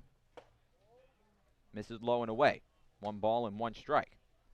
It'll be Hardman, Castanon, and Franklin, the 3 due up. No score, top of the 5th. A cloudy and humid night here at Spillane Field. Breaking ball just misses the outside corner. 2 balls, 1 strike. Landon Rupp has had that breaking ball working all night, but hasn't missed out of the zone. 15 balls, 37 strikes. Deals from the windup, the 2-1. Another breaking ball. This one sits upstairs, 3-1. He's only walked 1 batter. He struck out 6 in 4 innings. Nobody on, nobody out. Top of the 5th, no score. Rupp deals a 3-1. Tapped foul, 3-2. Landon Rupp entering this game, pitching in 7 innings this season, a 2.57 ERA, and 8 strikeouts. He's 2 away tonight of doubling his season total. The payoff pitch to Hardman. Hit sharply toward the center of the diamond, and that trickles into center field for a base hit. First hit of the night for the Whitecaps. It goes to Tyler Hardman to lead off the 5th. And a good piece of hitting there by Hardman to just drive that one right back up the middle. Hard ground ball, nothing anybody could do about it. And let's see how Rupp works with a base runner. Runner at first, still nobody out in the top of the 5th. Tyler Hardman, the rising junior at the University of Oklahoma, batted .308, 6 homers this year. Batting just .250 this season, but has the first hit of the game for the Whitecaps.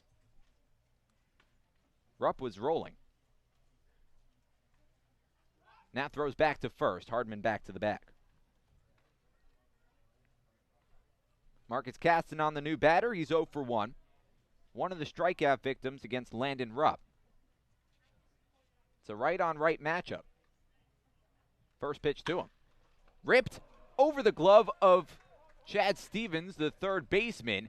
It takes a high bounce and lands right next to Jack Blomgren, but everyone pulls in safe.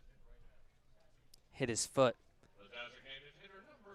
Stevens didn't quite get his glove down, and that just hit his cleat and flew up.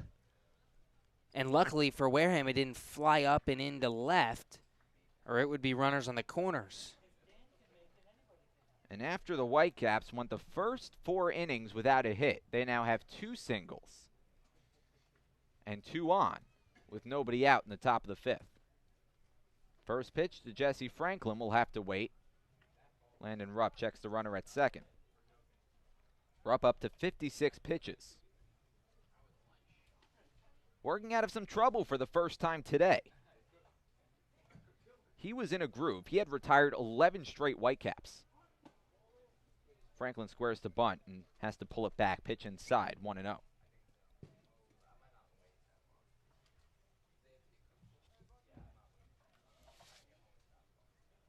Jesse Franklin from Seattle. 6'2", 207 pounds, a left-handed batter. Rising junior at Michigan. Same school as the shortstop for the Wareham Gatemen, Jack Blomgren. Landon Rupp could use a double play, comes set at the belt, checks the runner at second. 2 on, nobody out. And Rupp steps off the rubber. Christian Malfetta, the batter, in the on-deck circle. Franklin 0 for 1. He grounded out back to Rupp to end the second inning. Hardman off second, Castanon off first. The 1-0. Misses outside, 2 balls and no strikes.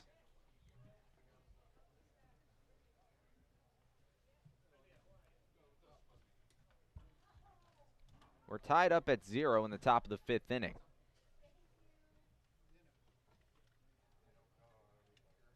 Each team has 2 hits. It's been a pitcher's duel in a game that was delayed for 45 minutes, the 2-0. Fouled off, 2-1.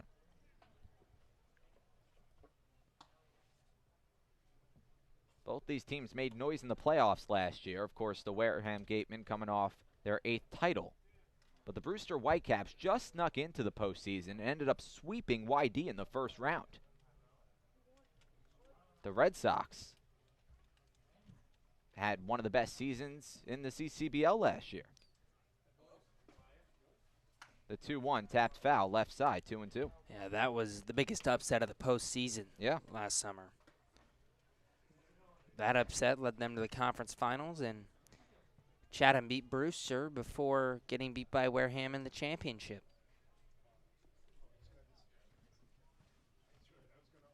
2-2 the count with 2 on, nobody out, top of the 5th, no score.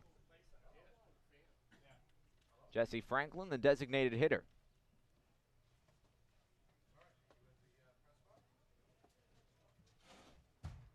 The pitch. Misses low, 3-2. And now this next one, the biggest pitch of the night for Landon Rupp.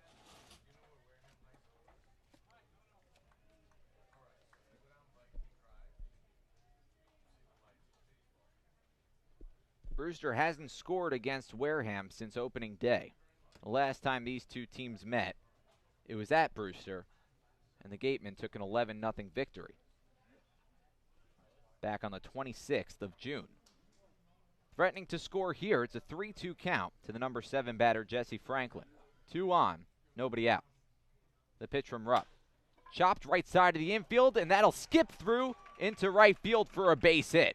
A wide turn at third from Tyler Hardman, throw cut off, and down to second base. Blomgren picks it out of the air, tosses it back to Benjamin Sems, and the rundown goes in the way of the Whitecaps. As the run comes home, runners at second and third. Jesse Franklin, a smart base runner, saw that nobody was covering second base and just took off and made it safely. Wow. Blomgren let go of that ball just a tad too early. I don't know if you can blame him for not knowing anyone was behind him at second, but he chased Franklin back to first, but not quite far enough. He threw the ball back to Teeter at first base too early, and Teeter didn't have anyone to throw to at second base.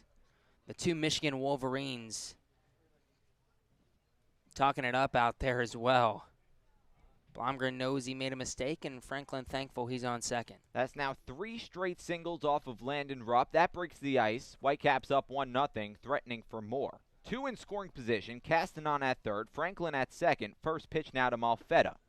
Right down the middle, 0-1. Christian Malfetta, the catcher, batting 8th, 0 for 1.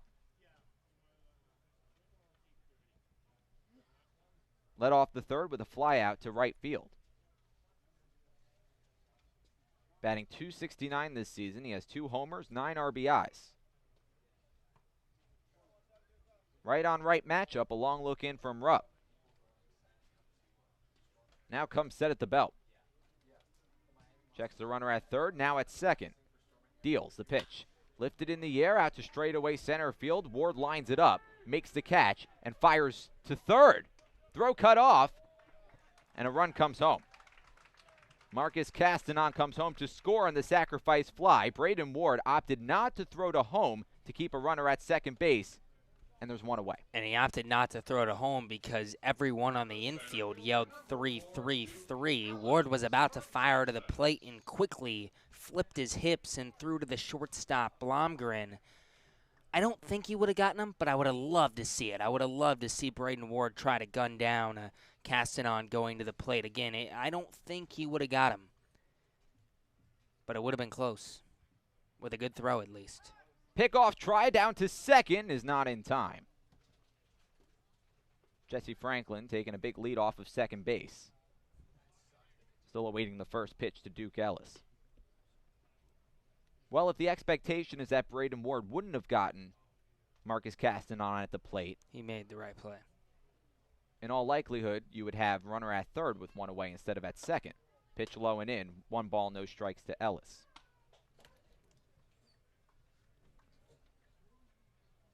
Two runs home in the inning. Whitecaps with the 2-0 lead over the Gatemen. First 3 hits of the ball game for Brewster came in this inning. 3 straight singles. The 1-0. Skips low and in and to the left of Del Castillo, and that is how Jesse Franklin gets to third base. Wild pitch. 2 balls and no strikes to Ellis. Okay, so now you look at it as that might have scored a run, that wild pitch. And you just hope you can get this out. And the entire infield's going to converge as Jerry Weinstein goes out to talk to his starting pitcher. This is the first time tonight we've seen Landon Rupp in any sort of trouble. He's thrown 65 pitches through 4 1/3. 2 runs home in the inning. It's 2-0 Brewster. The Whitecaps coming into this game 12-12-1 on the season. Just 1 point up on Harwich for last place in the Eastern Division. But that's a much tighter division than the West. Wareham a point up on Cotuit for first place in the Western Division. But 1 through 3 is awfully close. 2-0 the count to Duke Ellis. High chopper left side of the infield, and that gets in between Chad Stevens and Jack Blomgren. It trickles into left field, and it's 3-0 Whitecaps. An RBI single goes to Duke Ellis. And we're back to the top of the order, still 1 away in the 5th. 4th hit of the inning allowed from Landon Rupp, and that might be it. This inning couldn't have gone worse for Rupp after being nearly untouchable. After being untouchable through the first 4 innings, he allowed just 1 walk, no hits, and it unravels on him here in the 5th. Pitching change brought to you by Bay Point Club. We'll be right back on the Gatemen Baseball Network. Stick around. After the game, visit El Mariachi on Main Street for the best Mexican food in Wareham. The cantina provides a delicious late-night snack accompanied by fun cocktails. The Wareham Gatemen would like to thank Franklin Sports for their sponsorship of the Cape Cod Baseball League. Franklin is yet again proud to be the official batting glove of the Cape Cod Baseball League. Throughout the summer, all the Cape League teams are wearing their own custom team batting gloves courtesy of Franklin Sports. To order your favorite team's design or to create your own, visit franklinsports.com/custom, enter code CCBL20 for 20% off your purchase. From Cape Cod to the major leagues, only the best hitters in baseball wear Franklin gloves. Come as you are, sit down, and relax at the deck of the Gateway Tavern. Enjoy the view while exploring their extensive food and drink menus for the ideal Cape Cod dining experience. Gateway Tavern, the official helmet sponsor of the Wareham Gatemen.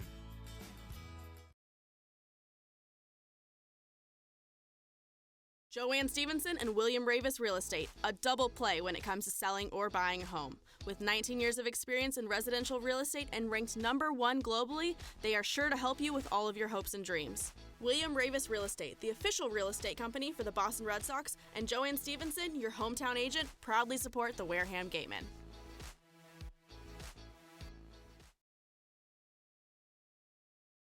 Located on the Cape Cod Canal, Keystone Place at Buzzards Bay is the area's newest rental independent living, assisted living, and memory care community. With some of the area's largest apartments and an ultra-inclusive monthly service package, Keystone Place is a life-fulfilling retirement community unlike any other. Discover Keystone Place, the best option in Cape Cod. One of the Gatemen's favorite places for their post-game meals is Cool Cone, where you can get anything from fried clams and fried chicken to an ice cream sundae, and then top it all off with a round of mini golf. Cool Cone, located on Route 6 on the Wareham-Marion line. The law firm of Lang, Exafaris & Bullard, providing families and businesses in the greater New Bedford community with legal services for 40 years. We look forward to serving you. For an appointment, call 508-992-1270. We invite you to learn more about the law firm of Lang, Exafaris & Bullard by visiting our website, lxblaw.com. Brandon Vaught comes in for Landon Rupp. 1 away in the top of the 5th inning. 3 runs across for the Whitecaps. Throw back to first, and Duke Ellis back to the bag. 4 hits in the inning. All 4 hits for the Whitecaps and all 3 runs for the Whitecaps have come here in the 5th inning. Landon Rupp was marvelous through the first 4.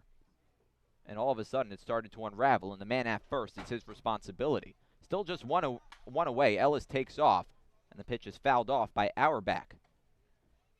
Count 0-1. Brett Auerbach 0 for 2. A strikeout and a ground out. Brandon Vaught looks to limit the damage. Duke Ellis was just 1 for 12 before that RBI single. Throw back to first. Ellis back in safely. Count holds at 0-1. Gage Workman on deck. Brandon Vaught, the native of Louisville, the rising junior at Bellarmine. A 2.37 ERA this season in 19 innings pitched. Pitch misses low and away. 1 ball and 1 strike. 20 strikeouts in 19 innings this summer. He had 50 strikeouts in 38 innings this past season at college. 1-1 the count. Runner takes off. Pitch sits outside and it's off the glove of Del Castillo. Duke Ellis takes a turn at second, ends up stopping there, and that just can't happen. I mean, it was a designed pitch out. Del Castillo was standing up. He was standing straight up where a lefty batter would be. And, I mean, they had him. It couldn't have been more perfect. Pitch out, runner going. It was like Fott and Del Castillo were playing pitch and catch. And Del Castillo knew it, too, went to throw without the ball in his glove. Now a runner in scoring position, and the pitch sits upstairs, 3-1 to Auerbach. Auerbach, a good hitter, 294, 2 homers, 7 RBIs this season.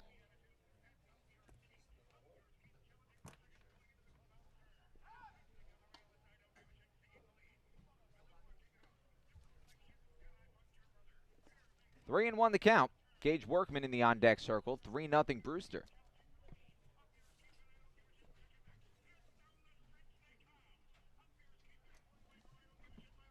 The pitch. Broken bat, chopper over the mound, picked up by Sems, the second baseman, makes a short toss to first in time. Runner advances to third, 2 away.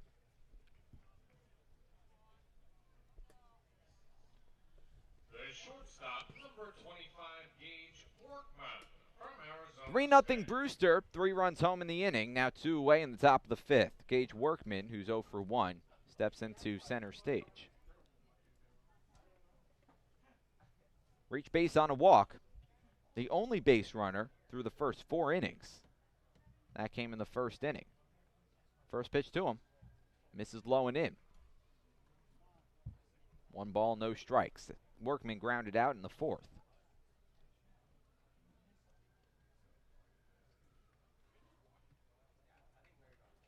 Entered this contest batting .252 with 8 RBIs. Still looking for his first home run this season.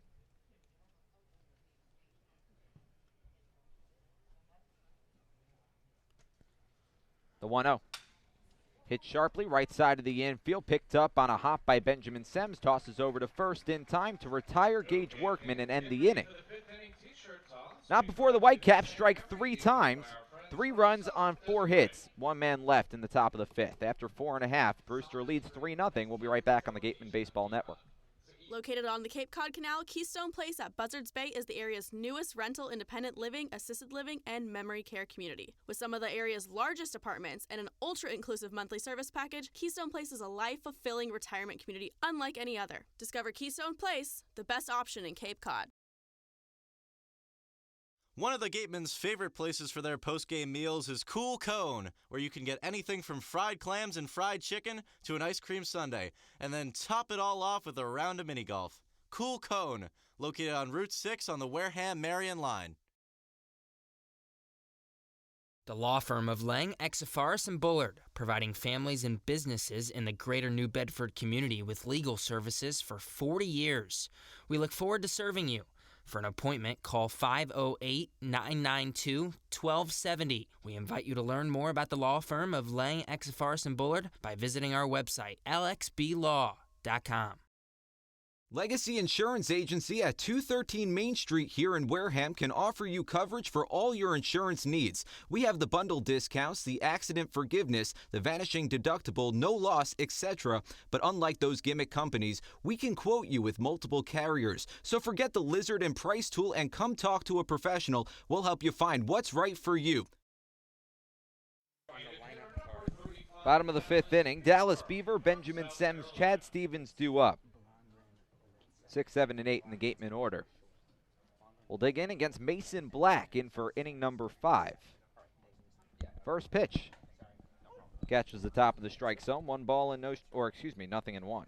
Dallas Beaver walked in his first plate appearance back in the 2nd inning. Just 2 hits tonight for the Gatemen. The 0-1. Misses the outer third. 1 ball and 1 strike. Jonah, Karp, Gabe, Genovesi, Addison Van Patten with you. The 1-1. Misses low and away, 2 balls and 1 strike. But through the first 4 innings, this was a pitcher's duel between Mason Black and Landon Rupp. Rupp gave up 4 hits and 3 runs in the last half inning. So now Black has a little bit of a cushion to work with. 2 balls and 2 strikes, pitch on the inside corner.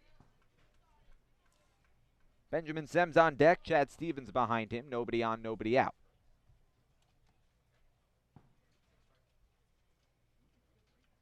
The 2-2. Misses low, 3 balls and 2 strikes. It's a good hold from Beaver. That pitch was right over the heart of the plate. Missed just low. See what he can do here in 3-2. The payoff. Foul tipped off the mask of Malfetta, the catcher. We'll do it again. 59 pitches thrown from Mason Black. 40 of them strikes. That's 2/3. He's putting balls over the plate, hitting his spots well. Again, he came into tonight with just a 1.32 ERA and 20 1/3 innings pitched. He's a good righty from Lehigh. He's lived up to the billing. Now working with a lead. 3-2. Cut on and miss, strike 3. First out of the bottom of the 5th. It's a strikeout. Strikeout number 4 for Mason Black. 1 away in the bottom of the 5th for Benjamin Sems. Sems reached on an error in the 2nd inning. Left stranded. Comes to bat here with nobody on. 1 man out, bottom of the 5th. 3-0 Whitecaps. Looking for their first victory of the season against these Wareham Gatemen. First pitch. Misses upstairs, 1-0. The last time these two teams did battle, Benjamin Sems went 3 for 5 with 3 RBIs in the 11-0 victory over at Brewster.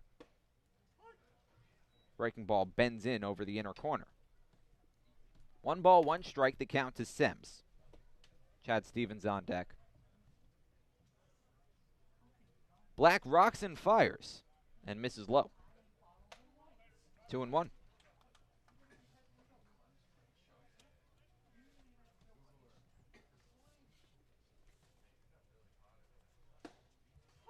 This time catches the inner corner, 2 balls and 2 strikes. Sems, the rising senior at the University of Kansas. Calls time. 2-2 the count, 1 away, bottom of the 5th. Gatemen looking to extend their winning streak to 4 games.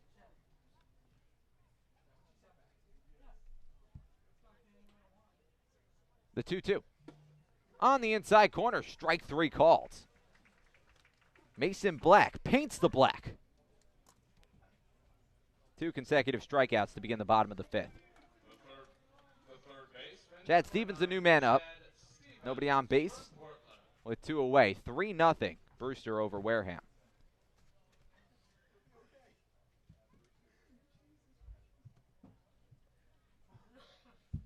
Stevens 1 for 1. He singled in the 2nd inning, a much-needed single for him, but he was retired on the base paths. First pitch, taken over the outer corner. No balls and 1 strike.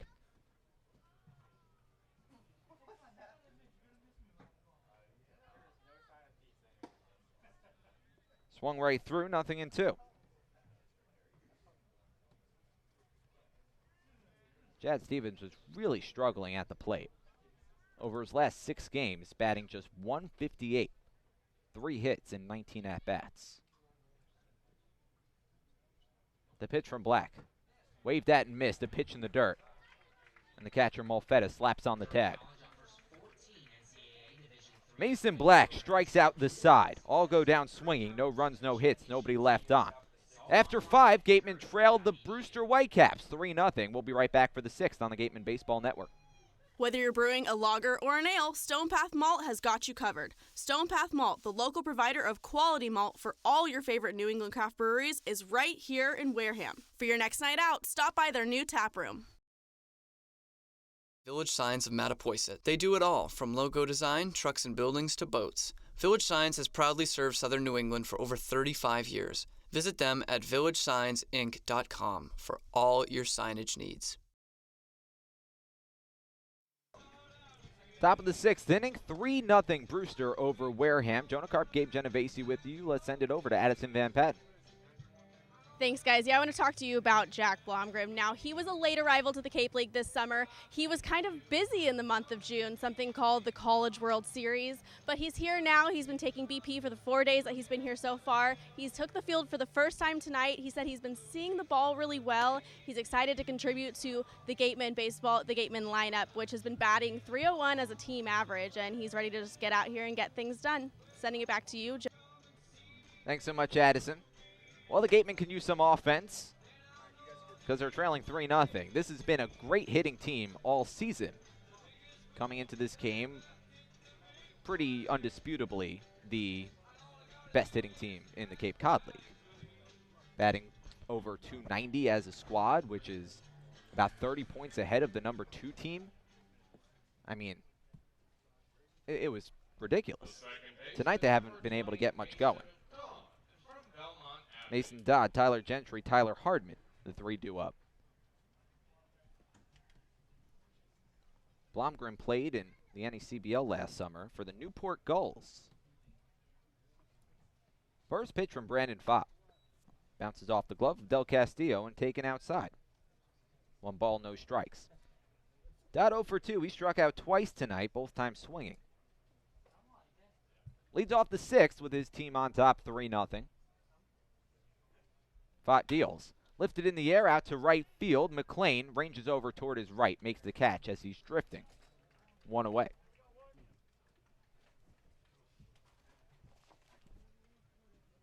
The right fielder, number 28. Let's take you around the league. From Alabama. Number of games going on. Well, number of games rescheduled.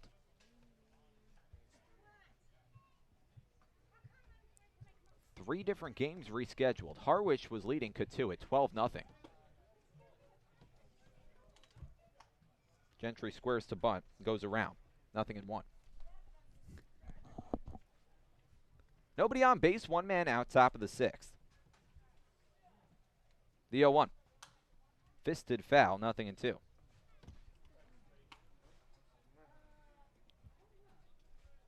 Three-0 Brewster. You got the back-to-back Tylers.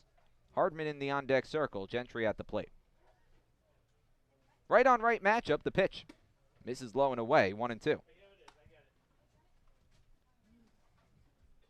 3 runs on 4 hits tonight for the Whitecaps, all coming in the last inning.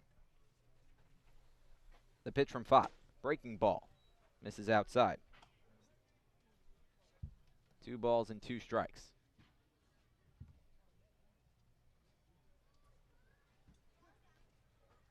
Fott working quickly.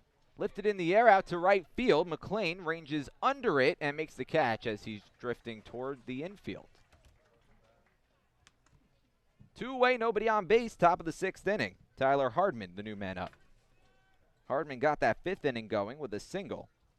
Then came around to score. Came in for TJ Collette, who took an at-bat, went 0 for 1. Hardman's 1 for 1.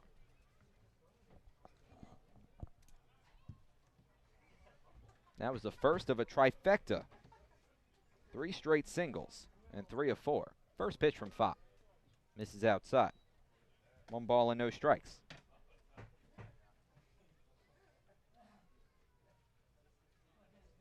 Falmouth and Bourne also rescheduled. The Commodores were leading the Braves 7-2. Pitch off the glove of Del Castillo, rolls to the backstop. It was well outside, 2-0. Orleans and Hyannis rescheduled. They were knotted at 0. Chatham and YD went final, tied at 1. 2 balls, no strikes to Tyler Hardman. The pitch from Fott. Misses low and away, 3-0. 17 pitches thrown from Fott. 10 of them out of the strike zone. And he's been so good with his command all season long. The 3-0. Right down the pipe, 3-1.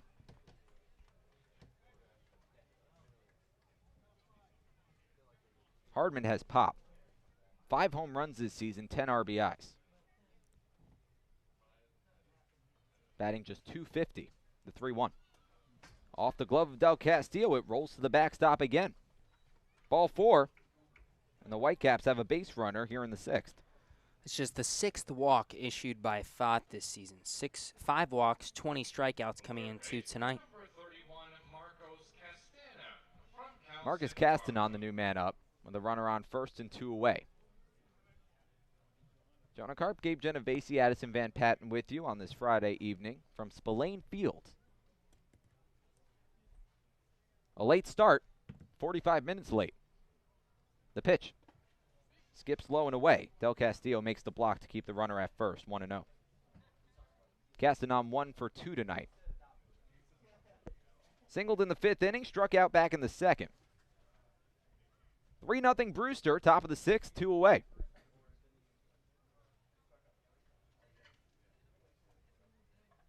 Fott sets the letters, kicks, delivers the pitch.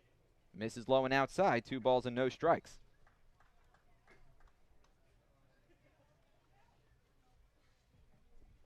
Good amount of fans in attendance tonight. Fighting off the elements, just like the players and us. Yeah, we didn't have a roof over our head the whole time. Runner at first, 2 away. 2-0 the count. Throw back to first. Hardman scampers back to the bag.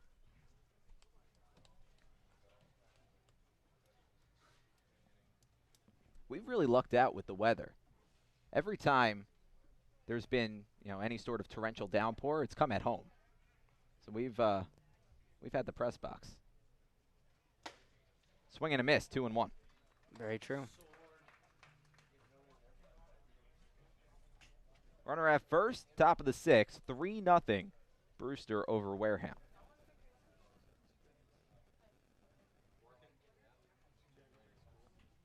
Past the 9 o'clock hour here on the East Coast. Thanks for joining us on this Friday night on the Gatemen Baseball Network. The 2-1. Low and away, ball 3. Jesse Franklin in the on-deck circle.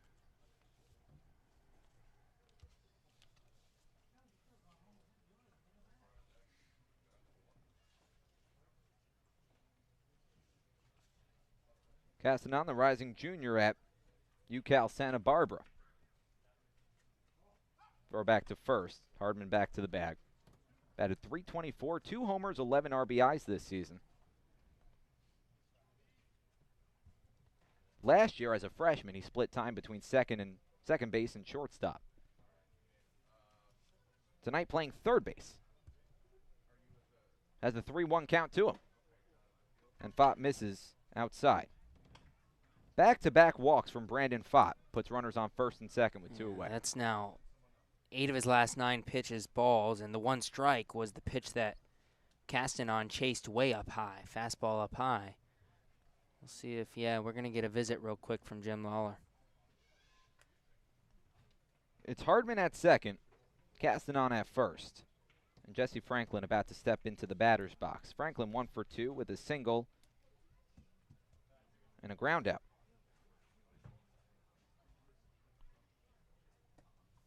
Whitecaps looking for their first victory against the Gatemen this season. These two teams haven't met since the last week of June 26th.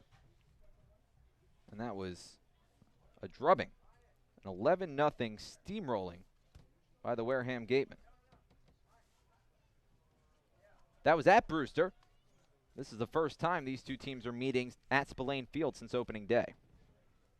That was a 3-1 opening day victory for the Wareham Gatemen. It's the third installment of 4 meetings between these two teams. Number 7, Jesse Franklin from Michigan. Jesse Franklin steps in.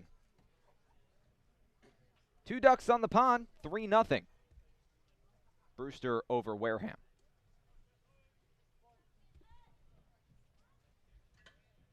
Franklin bats from the left side. First pitch to him. Waved at and missed, 0-1.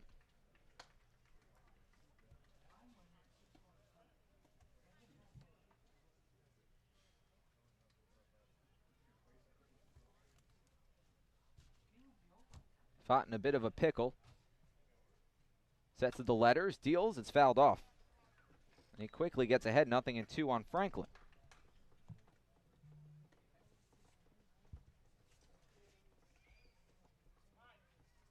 Jesse Franklin, a relatively late addition to this roster.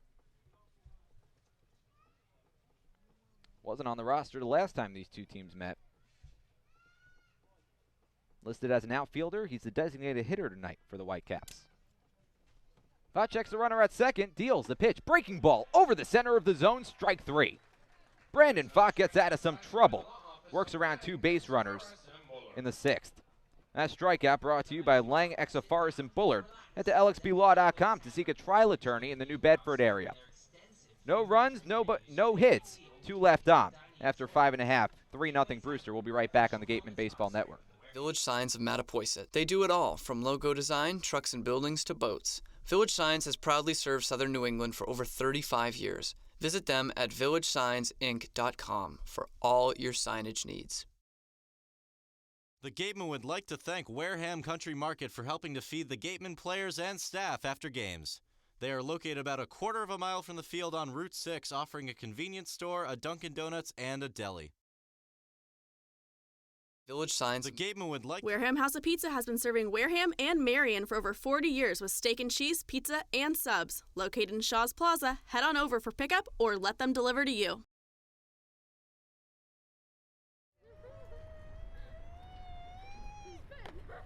Beat the heat and join us at Waterways, a water experience unlike any other this side of the bridge. Open daily, head over to the water park on Route 28, the Cranberry Highway.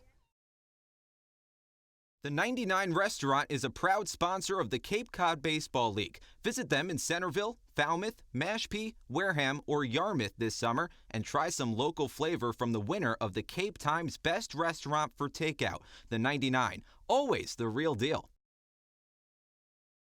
The Wareham-based 80 Makepeace Company, founded in 1854, is the world's largest cranberry grower and the largest private property owner in eastern Massachusetts. The company supports organizations like the Wareham Gatemen and projects like the outdoor cranberry bog classroom that you may have passed on your way in. Visit admakepeace.com to learn more. Bottom of the 6th inning, it's 3-0 Brewster over Wareham as we welcome you back inside the John Wild broadcast booth. And if you notice, Gabe has gotten a little more handsome and a little bit taller. Chopped down to first, picked up by the first baseman, Hardman. Steps on the first base bag himself. 1 pitch and 1 out. Coy Cobb joining us in the booth. Hi, Coy. How's it going? Cobb making his broadcasting debut. Yeah. Filling in for Gabe as our color analyst for the 6th inning. Not a whole lot of offense tonight for the Gatemen. Trailing 3-0, only 2 hits across for Wareham. Nobody on base, 1 away for Braden Ward. Ward's going to get a bunt single right here. Let's see. Oh, no. He doesn't even square. No. Not exactly Tony Romo. No. 0-1. All right, we'll go ground ball up the middle. What pitch is going to be thrown by Black? Change up. Chopper, right side of the infield, scooped up by Dodd, the second baseman, tosses to first in time to retire Ward. It was a changeup, though. Well, if you're familiar with Coy Cobb, he's a pitcher on this Wareham team, so that's his area of expertise. I'll try. That was good. Jack Blomgren steps up to the plate with nobody on and 2 away. Wow. Darren's hitting 322. It's actually Darren Baker. First pitch to him. Taken for a strike. Darren Baker sat the first 2 at-bats when Jack Blomgren went 0 for 2. 2 strikeouts in his debut, making a start for the first time. Pitch misses inside, 1-1. He came in as a pinch hitter the other day, but hasn't started for the Gatemen. Was playing second base. Now Darren Baker taking an at-bat. The 1-1. Slapped foul down the third base line, 1-2. What makes Darren such an effective hitter, Coy? He's got quick hands, and he can let the ball get deep. He allows the ball to travel really well, allows him to see it longer, and of course he's got really good speed. Taps one down the third base line, backhanded by Castanon. See? Strong throw to first. That speed can make those defenders get kind of wild, and it can make them rush. That's going to be an error Although I'm not sure that Castanon would have gotten Darren. No, he was getting down the line really quick. It was a good 90. So the Gatemen have a base runner. Still only 2 hits, but a base runner nonetheless with 2 away in the 6th. Jacob Teeter, the new man up. He's 0 for 2. First pitch to him. Taken outside. 1 ball, no strikes.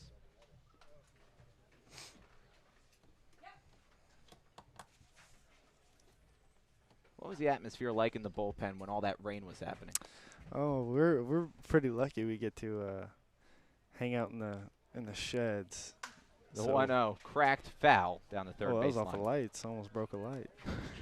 But yeah, we get to put all of our stuff in the sheds and hang out, and we stay pretty dry and just kind of play games on our phones or have conversations about dumb stuff and whatever we come up with. But yeah, it's a lot of fun with those guys down there. We noticed the tiki torches. Yeah, that's actually like a bug repellent. Oh, okay. It lets off smoke with the chemicals that it burns, and it keeps the bugs away. We like to say, but we're not positive. And I will mention that the bullpen is how many games we played this year? What's the record? Yeah, I should know this off the top of my head, and I don't. Come on now, man. Now I'm checking my notes. Come on now. Another throw back to first. Darren back in safely. I have so many pieces of paper in front of me. This is terrible. This is a bad look on my part. You come prepared, though. I know. I want to say this is game number 26, but don't quote me on that. Well, if we have played 26 games, we are 26-0 on the standoff after the national anthem. We have not been beaten yet. So shout out to Trey Dillard and the whole bullpen.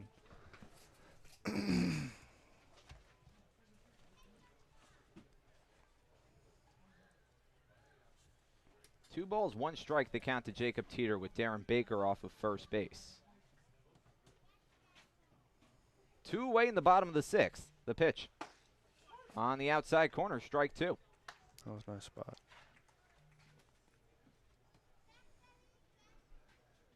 Oh, this is game number 28. This game, yeah. Just a little bit off. Well, 1 game off. That's not bad. That was 2 games off. 2 games off. That's a little bad. All the games kind of blend together at some point.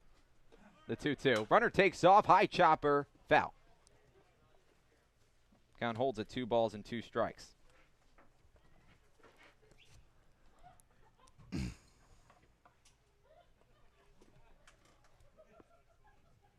Is it easier or tougher to pitch in weather conditions like this, right after it stops raining and it's a little bit humid?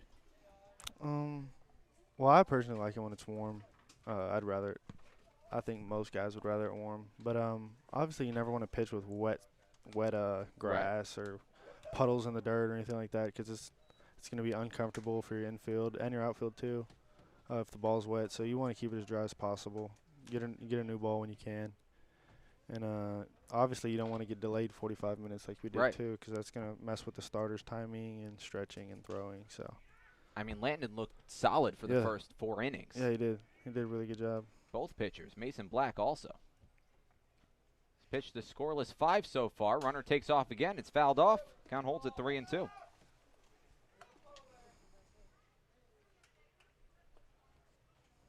Jonah Karp, Coy Cobb with you on this Friday night. It's the last Friday home game. It is. Last Redshirt Friday. Everyone wearing their red shirts to honor the military members. Camo hats. And the camo hats, that's right. The 3-2. Baker takes off again. It's Flair down the left field line toward the corner. Auerbach chasing over, makes the catch in foul ground to end the 6th. Teeter gave it a ride, but the Gatemen leave one stranded in the 6th inning.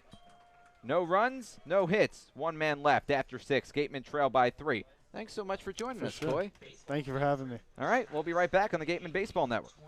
Come on over to BB's Bar and Grill for food, drinks, and fun. Located on Cranberry Highway, come in to sample the delicious eats or relax with a drink while enjoying live entertainment. BB's is one of our team meal partners.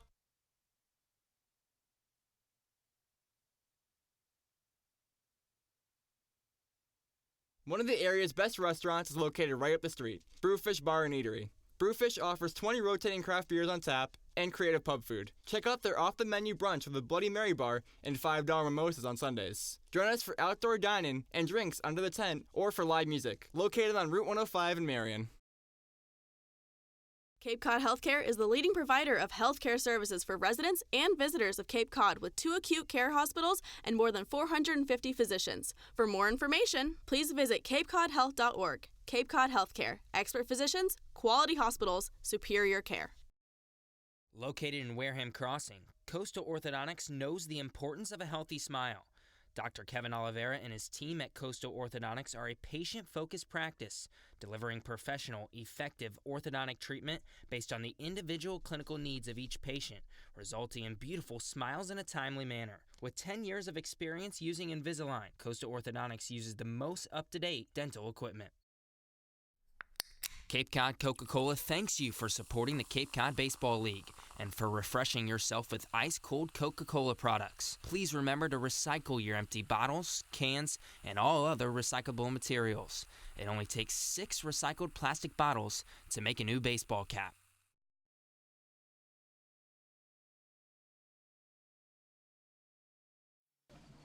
We head to the 7th inning. 3-0. Brewster over Wareham.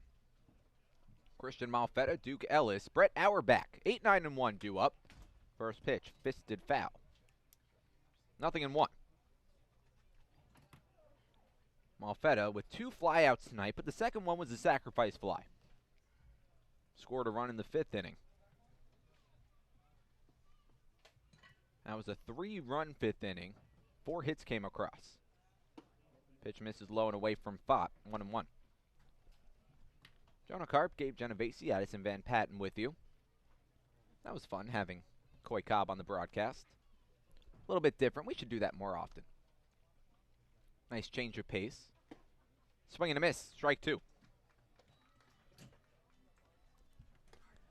Change of pace from my boring old voice. No, I didn't mean it like that.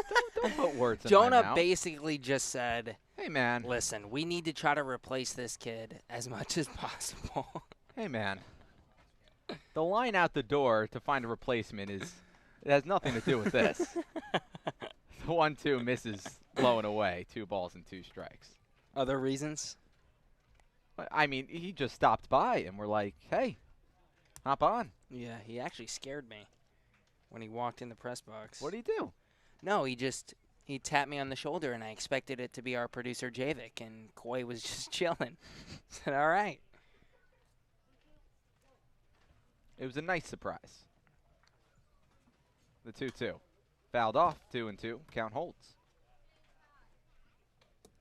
Nobody on, nobody out. 3-0 Brewster. Top of the 7th inning. Brandon Fott, the second different pitcher used tonight for Wareham, came in for Landon Rupp, who exited in the 5th. All 3 runs in the game charged to him. Fouled off again. Count holds at 2 balls and 2 strikes.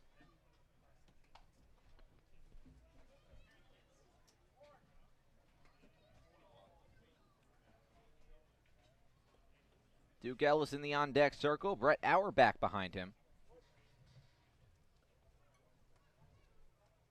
The pitch from Fott. Fouled down the right field line, but out of play.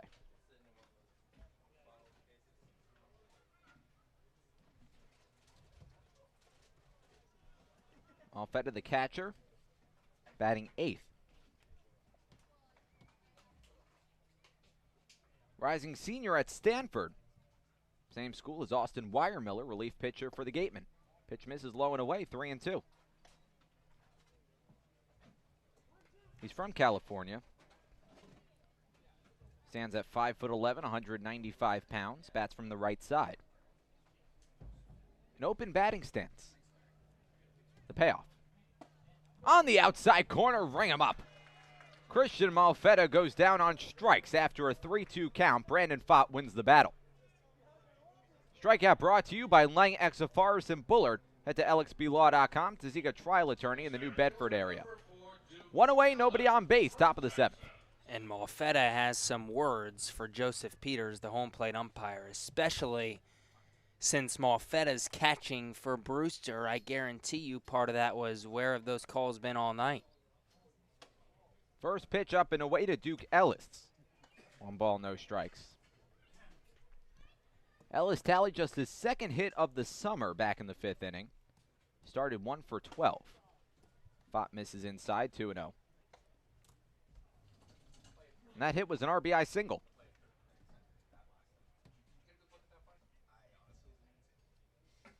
The pitch. Low and in. 3 balls and no strikes to Ellis. Duke Ellis 1 for 2. He had that single in the 5th, and he struck out swinging in the 3rd. One of 6 strikeouts tonight for Landon Rupp, the 3-0. Darts the inner corner. 3 balls and 1 strike. Brett Auerbach on deck, nobody on base. 1 away. The pitch. Rolled foul. And for the second consecutive batter, Brandon Fott works a 3-2 count.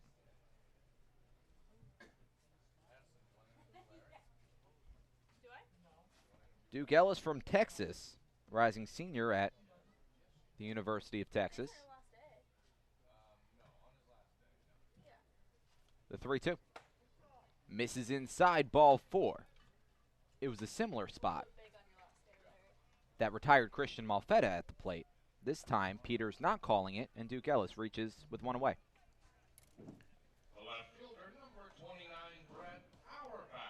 Third walk from Brandon Fott. Back to the top of the order for the Whitecaps, Brett Auerbach, the new batter. 0 for 3, 2 groundouts and a strikeout. Runner at first, 1 away. 3-0 Brewster. Runner takes off, pitch low and away, and it's off the glove of Del Castillo. Wide turn at first, Duke Ellis stays there. Adrian Del Castillo hasn't had the best night in the field. No, he's had a couple balls go off his glove. He can't transfer it well when he does go to throw. Just been kind of an awkward night for Del Castillo behind the plate. He played catcher at Miami, albeit his primary position was right field. The 1-0 is flared, left side of the infield, is picked up on a hop by the shortstop, Benjamin Sems, who charges in and throws to first, but not in time. And now there's runners at the corners with 1 away. Yeah, nothing Sems could do there. He made a smooth play, had to wait back on the high hop, and ended up charging, fielding the second hop right at the infield grass and quickly getting it over to first, but Auerbach beats it out. And a good time to note that the middle infield that we were accustomed to seeing before this inning is changed a little bit. Darren Baker in at second base. Benjamin Sems goes from second to short. Jack Blomgren no longer in. Runners at the corners for Workman. Cracks it in the air out to right center field. McLean chase back, and it rolls to the gap, and 1 hops the wall. Duke Ellis comes home to score. Brett Auerbach being waved around. The throw comes in to third, and it's off the glove of Chad Stevens. A 2-run triple for Gage Workman on the first pitch he sees. And now it's 5-0 in the 7th. That's his 3rd triple of the summer. And, I mean, it doesn't seem like anything can go right in these last couple innings for Wareham. If Stevens scoops the ball there at third, Auerbach's out at third. It just doesn't seem like anybody can field the ball cleanly tonight. The Whitecaps didn't sit or don't sit at the top of any statistical category on either offense or pitching. But one that they do is triples. Fouled off right near us. 0-1. Mason Dodd, the new batter. The Whitecaps came into this game with 6 triples on the season, which was tied for the lead in the Cape Cod League.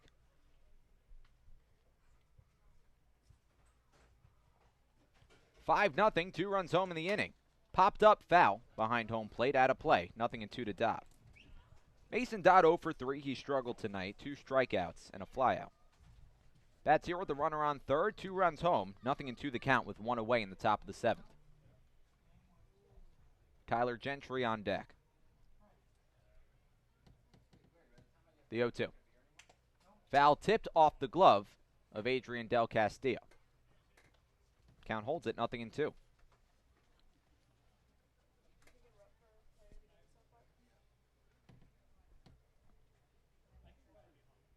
(5-0). Brandon Fott looking to limit the damage. The 0-2. Lifted in the air, not very deep out to left field. Mike Antico ranges under it, lines it up, makes the catch over his left shoulder. Tagging from third base, Gage Workman. The throw is a good one, and it gets Workman at the plate. Double play by Mike Antico to end the inning. Not before the Whitecaps tack on 2 in the 7th, and we've reached stretch time here at Spillane Field. It's 5-0 Brewster as we enter the home 7th inning. Stick around on the Gatemen Baseball Network. Office Technology Group is a southeastern Massachusetts source for advanced digital copiers, printers, and document solutions. From Toshiba to Epson and everything in between, they've got you covered. Shop now at otgne.com. Large enough to serve, small enough to care. Shop from home year-round on gatemen.org. You can customize your Gatemen gear from any device, anywhere. We offer a large selection of apparel and unique gifts 24/7, 365 days a year. Hard to find sizes, colors, and styles. Youth clinic registration also available. Visit us today and remember us for holiday gifts at gatemen.org. Gatemen Baseball is officially sponsored by Robertson's GMC, the truck professionals. Located just 2 miles away on Cranberry Highway, Robertson's GMC. We are professional grade. Power like a pro. Need physical therapy? Select Physical Therapy works directly with you and your physician to create a plan of care that meets your goals and needs, with 6 locations on Cape Cod and more across the country.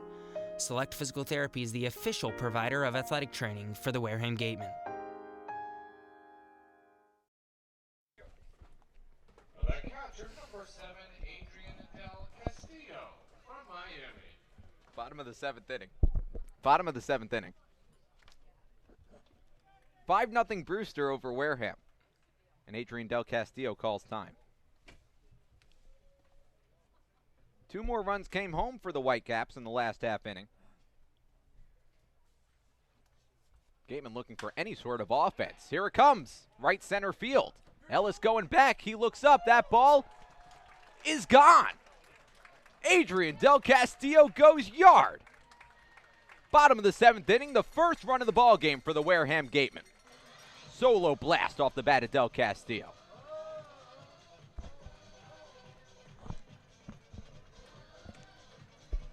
That ball was a rocket off the bat of Adrian Del Castillo.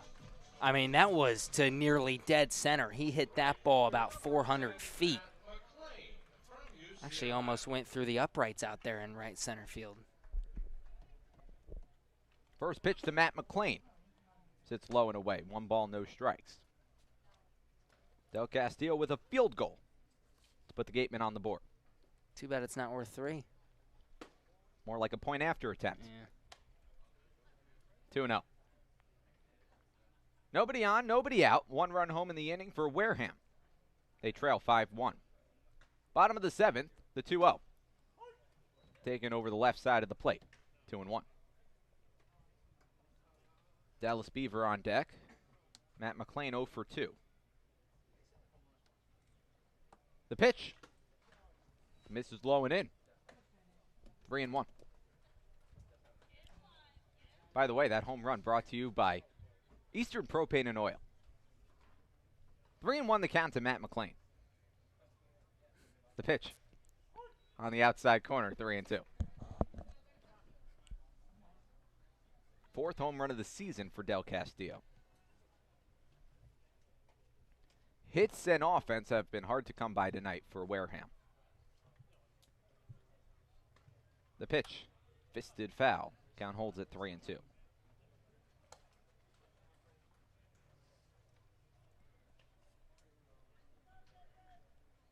Dallas Beaver on deck. Benjamin Semmes behind him.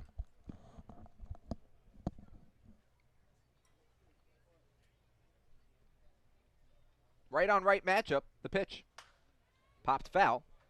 And we'll do it again with another payoff pitch.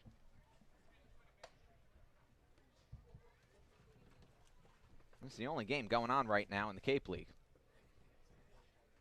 Just 1 run on 3 hits tonight for Wareham. Mason Black still on the rubber. He's thrown 92 pitches. Misses outside on pitch 93, and Matt McClain is in standing on first. Working a walk. Dallas Beaver, the new man up. Nobody out. First time tonight McLean has reached base. He remains at 0-2. 0 for 2. Beaver 0 for 1. Beaver also walked. That came back in the second inning. Now we might get a pitching change. The whole infield coming in. Mason Black has thrown 93 pitches, and he's done after 93 pitches. Runner at first, nobody out, bottom of the 7th. The Gatemen now trailing by 4. One run home in the inning. It was a solo home run from Adrian Del Castillo. McLean stands down first. Dallas Beaver, the new man up. We'll be right back on the Gatemen Baseball Network. Soft as a Grape has 10 retail locations on Cape Cod. So even when you're cheering on your Gatemen at any away games, stop into a Soft as a Grape store for the best Cape Cod products. No trip to the Cape is complete without a trip to Soft as a Grape. South Coast Health Operators of Charlton Memorial, St. Luke's, and Toby Hospitals delivers an unmatched combination of clinical excellence with a personal touch. They are proud to serve as Southeastern Massachusetts and Rhode Island's only not-for-profit health system, as well as the region's largest employer. South Coast Healthcare, plus something more. Whether you're brewing a lager or an ale, Stone Path Malt has got you covered. Stone Path Malt, the local provider of quality malt for all your favorite New England craft breweries, is right here in Wareham. For your next night out, stop by their new tap room. Village Signs of Mattapoisett. They do it all, from logo design, trucks and buildings, to boats. Village Signs has proudly served southern New England for over 35 years. Visit them at villagesigns.inc.com for all your signage needs. The Gatemen would like to thank Wareham Country Market for helping to feed the Gatemen players and staff after games. They are located about a quarter of a mile from the field on Route 6, offering a convenience store, a Dunkin' Donuts, and a deli. Wareham House of Pizza has been serving Wareham and Marion for over 40 years with steak and cheese, pizza, and subs. Located in Shaw's Plaza, head on over for pickup or let them deliver to you.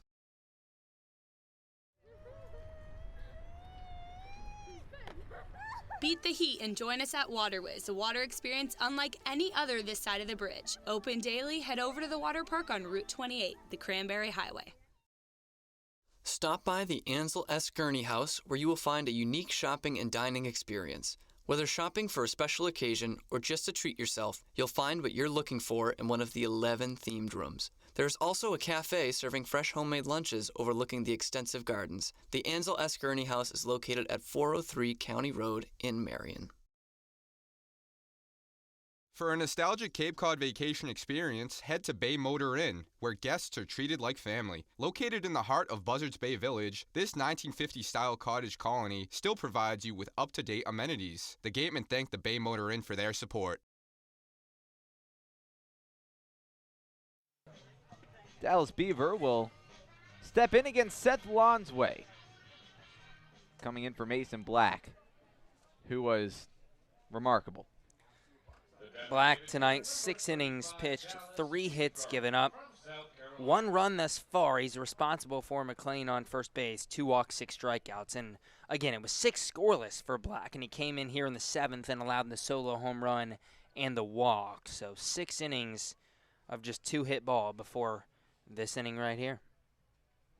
Matt McLean walked. He's off of first. First pitch to Dallas Beaver. Sits over the middle, 0-1. Mr. Lonsway is a rising junior at The Ohio State University. Inherits a base runner. Gatemen trailing by 4. Still nobody out in the bottom of the 7th. Lonsway has thrown 6 1/3 innings this summer. Hasn't allowed an earned run. Struck out 5. Fastball upstairs. 1-1. The command is the biggest issue for the Buckeye. 6 walks, 5 strikeouts. So 6 walks and 6 1/3 innings pitched this summer. Left-on-left matchup comes set at the letters. Deals the pitch. Lifted in the air, straight away center field. Ellis being chased back. He lines it up and makes the catch on the warning track. That was hit a long way off the bat of Dallas Beaver, but he's now 0 for 2. And McLean goes back to first, 1 away.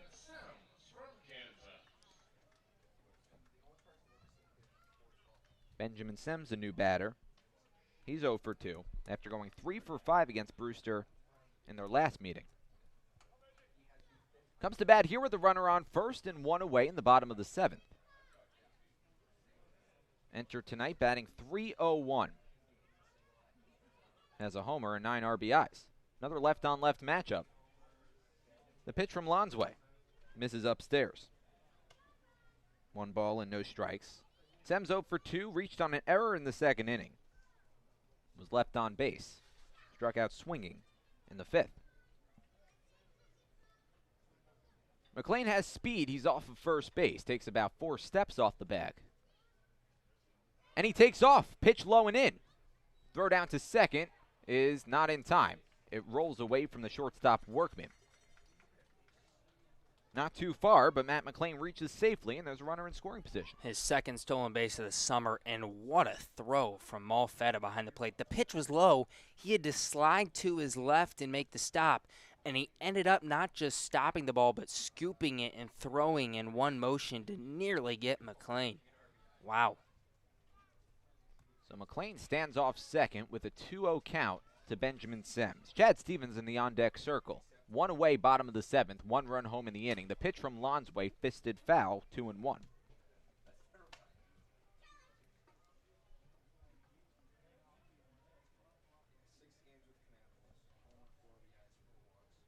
Jonah, Karp, Gabe, Genovesi, Addison Van Patten with you on the Gatemen Baseball Network.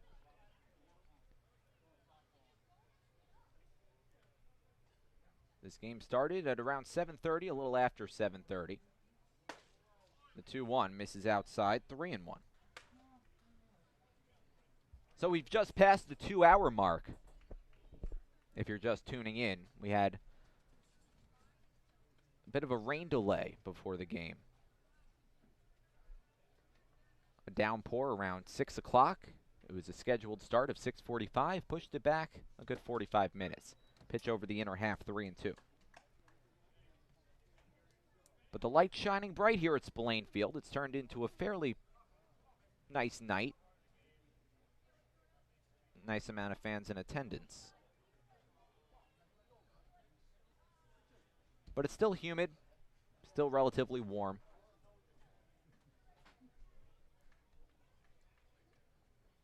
Gatemen looking for offense. The 3-2. Did he go? No. Check swing from Benjamin Sims. Pitch was taken off the outside corner. An emphatic ask by Joseph Peters. And the inquiry to Patrick Burns is returned.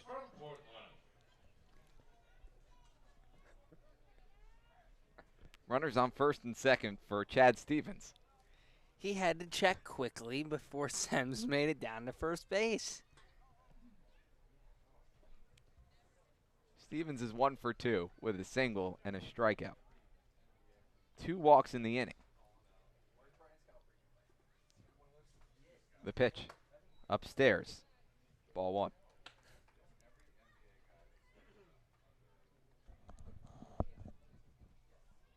Ten pitches thrown from Lonsway. 4 strikes, 6 balls. Sims off of first. McLean off of second. They both walked. 1-0.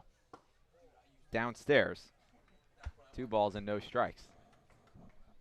Mike Antico on deck. He's also 1 for 2. Before that, Adrian Del Castillo home run to begin this 7th inning. The only 2 hits came from the 8 and 9 batters in the Gatemen order.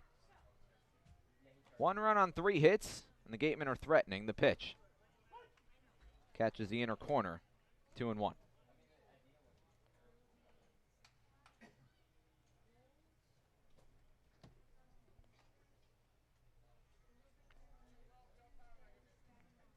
Stevens, a third baseman tonight.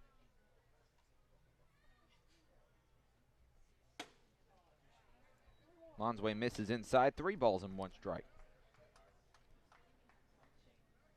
Stevens had a bit of confusion on the base paths back in the 2nd inning. He singled and then was retired, going first to second, or trying to go first to second with 2 runners in front of him. The 3-1 swung right through. Good pitch from Lonsway, 3-2. That one hurts. Stevens had been so patient all at bat. That pitch was way low, and he went golfing for it. I would have loaded the bases. Let's see if Lonsway goes back to it. Another payoff pitch. Here it comes. Upstairs, ball 4, and that does load the bases. And that puts the tying run at home plate. 3 walks in the inning, and Mike Antico represents the tying run. Antico has not hit a home run this season. He's batting .246 coming into this game, and he's 1 for 2 tonight. Single in the 3rd inning, ground out in the 6th inning. It's McLean at 3rd, Sems at 2nd, Stevens at 1st. 1 away, bottom of the 7th, Gatemen trailing by 4, 1 run home in the inning. First pitch, misses low and away, ball 1. And this is exactly what you were talking about, Gabe, with the command issues. Yep, Wareham hasn't had to do anything but be a little bit patient at the plate. And the bases are loaded, tying run at the plate. Brief conversation on the mound. Lonsway needing to work out of some trouble. The man at 3rd base, Matt McLean, is not Lonsway's responsibility. It's Mason Black's responsibility. That was the last batter he faced before exiting the game. But 3 walks in the inning have loaded the bases. 1 ball, no strikes to count to the number 9 batter, Mike Antico, the 1-0. Upstairs, ball 2. And Lonsway is missing all over the place. 17 pitches thrown, 11 of them out of the strike zone.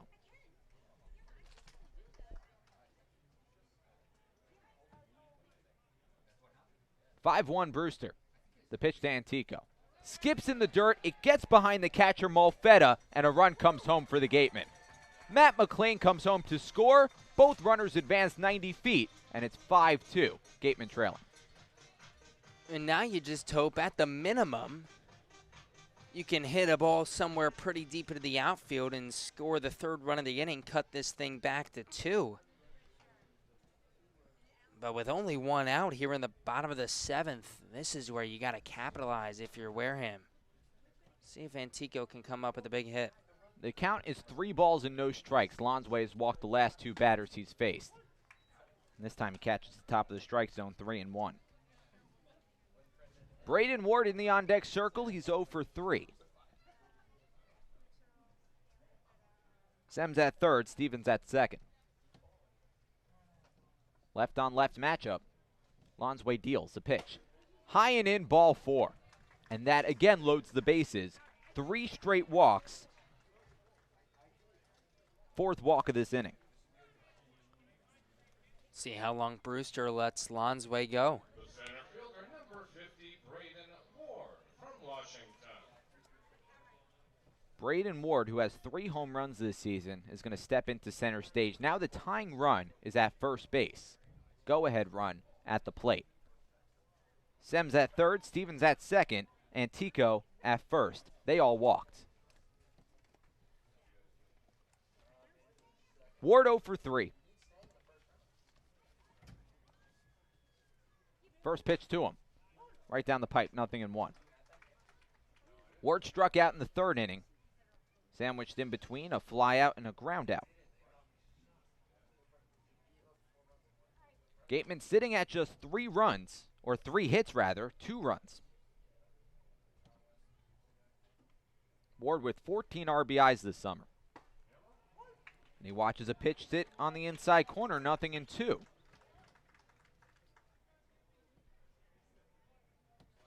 Darren Baker in the on-deck circle.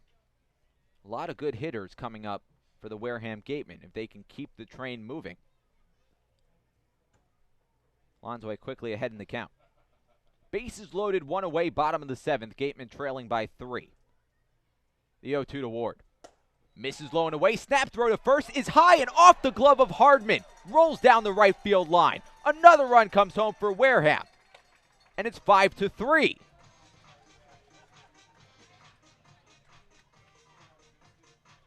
Benjamin Sems comes home to score. Chad Stevens goes to third. Antico goes to second. Still one away in the bottom of the seventh. And now the tying runs in scoring position. And besides the solo home run from Del Castillo, Brewster has gifted Wareham 2 runs, and now the tying run just 180 feet away.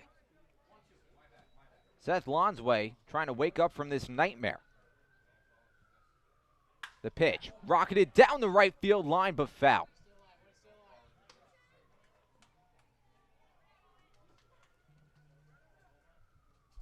Two in scoring position. And that takes away the double play opportunity with one away. Stevens at third, Antico at second. All 3 runs for the Gatemen have come here in the seventh. The pitch to Antico. Skips low and away to the left of Malfetta, but it rolls down the third base line to keep everyone at their respective bases. Credit to Malfetta there. He just saved a run. That ball took a wicked hop off the dirt, too, because of the spin on that breaking ball. Count now 2-2 to Ward. Darren Baker in the on-deck circle. Lonsway working from the stretch. Sets at the letters, the 2-2. Chopper back toward the center of the diamond. Dodd waits, fires to first in time to retire the speedy Braden Ward as another run comes home for the Gatemen. Chad Stevens comes home to score, and the Gatemen have cut it to 1. 5-4 here in the seventh. Again, nothing flashy, nothing too big, but Ward does his job, puts the ball in play. Middle infield was back, so any ground ball to short or second was going to get the job done. And another run comes home. Wow, 1 hit in the inning for Wareham. It was the leadoff home run, and they've scored 4 to cut it to 1. And now the potential tying run is at third base with the best contact hitter, one of the best contact hitters for the Gatemen, due to step into the batter's box. We're going to get a pitching change. A nightmarish outing for Seth Lonsway, and it comes to an end. But the book not closed on him with a runner at third. 2 away in the bottom of the seventh. Pitching change brought to you by Bay Point Club. 4 runs home in the inning for the Gatemen. They trail by 1. You don't want to miss what happens next. Stick around on the Gatemen Baseball Network. The Bay Point Golf Club offers a unique collection of 18 championship golf holes, a beautiful banquet facility, and a club host that has a fully stocked pro shop. The Bay Point Grill is a perfect place to grab a meal or watch a game. The course is located off Onset Avenue in Buzzards Bay. The Gatemen thank you for your support. Come on over to BB's Bar and Grill for food, drinks, and fun. Located on Cranberry Highway, come in to sample the delicious eats or relax with a drink while enjoying live entertainment. BB's is one of our team meal partners.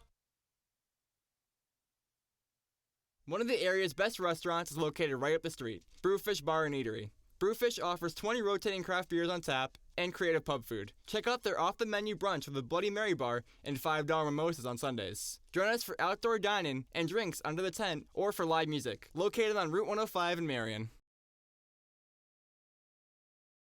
Cape Cod Healthcare is the leading provider of healthcare services for residents and visitors of Cape Cod with 2 acute care hospitals and more than 450 physicians. For more information, please visit capecodhealth.org. Cape Cod Healthcare. Expert physicians, quality hospitals, superior care.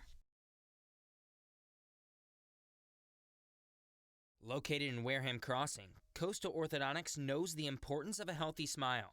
Dr. Kevin Oliveira and his team at Coastal Orthodontics are a patient-focused practice, delivering professional, effective orthodontic treatment based on the individual clinical needs of each patient, resulting in beautiful smiles in a timely manner. With 10 years of experience using Invisalign, Coastal Orthodontics uses the most up-to-date dental equipment.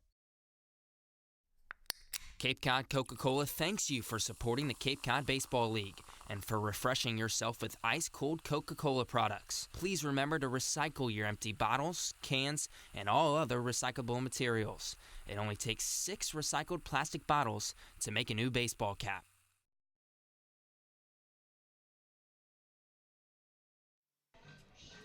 Darren Baker's about to step into the batter's box for the Wareham Gatemen with the tying run at third base in a 5-4 ball game.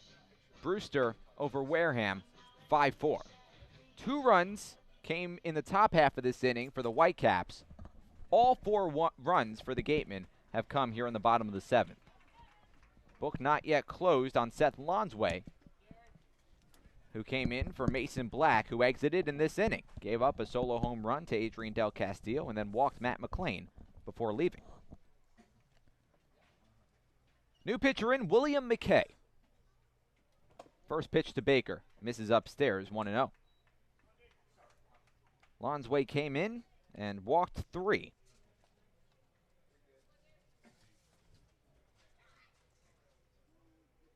The 1-0. Misses outside. 2 balls and no strikes.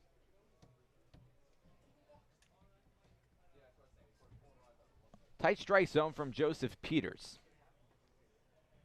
William McKay has an ERA of 1.46 in 12 innings pitched this summer. Pitch right down Broadway, 2-1. 3-0 the record. Just 3 walks, 10 strikeouts. This is his 9th appearance. He's given up just 2 earned runs. Baker fouls one off, count even 2-2. 4 runs, 2 of them earned, and both came at YD June 29th. 7 of his 8 appearances, he's gone scoreless. And 7 of his 8 appearances have been victories. The only one not against Wareham in that 11-0 loss. 2-2 the count to Baker, 2 away in the bottom of the 7th, and the Gatemen are trailing by 1. Mike Antico off of third. The pitch, slapped foul. And we'll do it again. Darren Baker came in for Jack Blomgren. Baker reached on an error in the 6th. Blomgren went 0 for 2 in his first start of the season for Wareham. 0 for 2 with 2 strikeouts.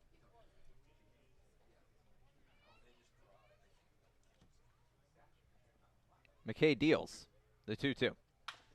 Tapped left side of the infield. Scampering over Workman. He can't pick it up. And Darren Baker reaches safely. Another run comes home for the Gatemen, and we're knotted up at 5.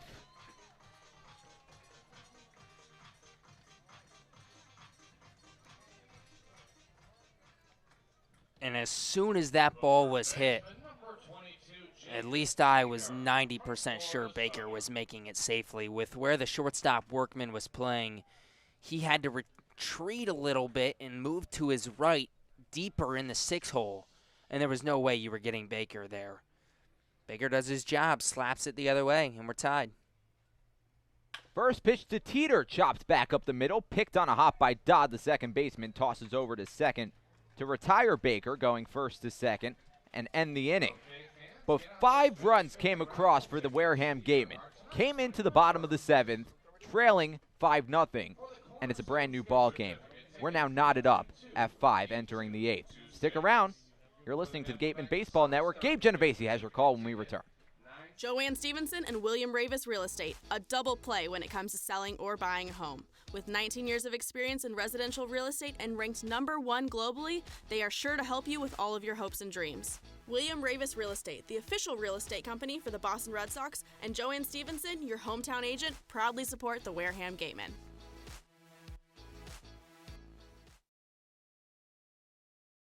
Located on the Cape Cod Canal, Keystone Place at Buzzards Bay is the area's newest rental independent living, assisted living, and memory care community. With some of the area's largest apartments and an ultra-inclusive monthly service package, Keystone Place is a life-fulfilling retirement community unlike any other. Discover Keystone Place, the best option in Cape Cod.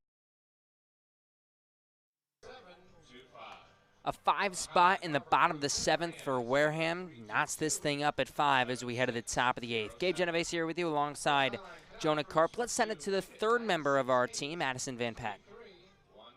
Thanks, guys. Yeah, someone we haven't seen in the day-to-day lineup for the Gatemen is Mike Antico. Now, I talked to him the other day, and he talked about how he's wanting to get into that day-to-day lineup. Now, of course, he's taking everything that Jerry Weinstein will give him, but he says that this is the summer that he has to prove himself before he goes back for his senior season at St. John's. Now, he was 1 for 2 before his last at-bat on the game so far. He got the walk that eventually led to the entire run of the game, and he said that he's proving himself tonight and ready to show Weinstein what else he has for the rest of the summer. Sending it back to you guys. Thank you, everyone, for playing tonight. Thanks, Addison. A 5-run seventh for Wareham and only 2 hits in the inning. Mike Antico worked a walk and came home to score the tying run of the ball game. Everyone contributing, virtually everyone contributing in the order last inning. But they didn't have to do much. They didn't really have to swing the bat. A nightmarish inning for the pitching staff of the Brewster Whitecaps, walking the world. 4 walks in the inning after Adrian Del Castillo went yard to put the Gatemen on the board. We've got a pitching change here in the 8th for Wareham. Pitching change brought to you by Bay Point Club. Michael Webb in the pitch for the Gatemen. Brandon Fott's stay out of the bullpen is done. 2 2/3 innings pitched for Fott. 2 hits, 2 runs, both earned, 3 walks, 2 strikeouts. We head to the top of the 8th here at Spillane Field. Wareham 5, Brewster 5. 4, 5, 6 hitters due up for Brewster. First pitch from Webb. Hard ground ball over the glove of Stevens at third base and into left field for a base hit. Weird, wicked hop over the glove of Stevens, and then that'll be a single. Not much Stevens could do there over at third. He was hugging the line. If he was shaded further away from the line, then maybe he would have picked that despite the weird hop, but making a diving attempt with a wicked hop like that, very few times has that happened. Tyler Hardman steps into center stage now. Rising junior at Oklahoma, open stance from the right side, bat waving above his back shoulder.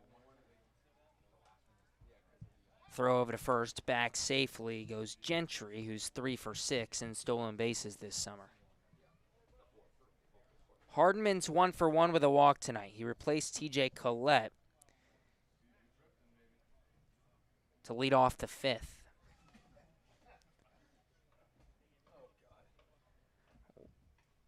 Webb making his 4th appearance of the year for the Gatemen. Breaking ball misses low, 1-0.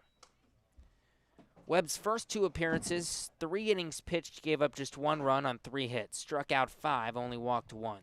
That was in his first 2 appearances. His last appearance at Harwich in the nightmare 13-4 loss. Hard ground ball towards short, could be 2. They go to second for 1, over to first, a double play. Sems to Baker to Teeter. 6-4-3. 2 down here in the 8th, and that double play brought to you by TM Ryder Insurance Agency. Package your home and auto insurance for the perfect double play.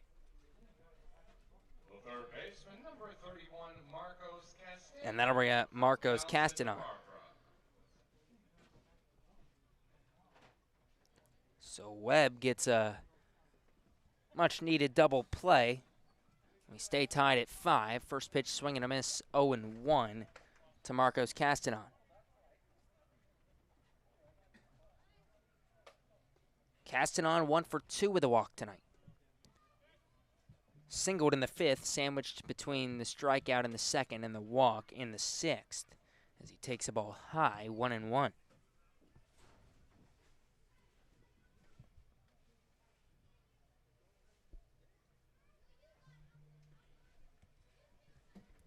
One hammered out to deep right center field. Antico giving chase, and that ball is caught by Braden Ward out in right center. My goodness, Braden Ward. Antico gave chase, couldn't find it, and Ward came up with it. Gets Webb out of the inning. We head to the bottom of the 8th. Still deadlocked at 5. We'll be right back in the Gatemen Baseball Network.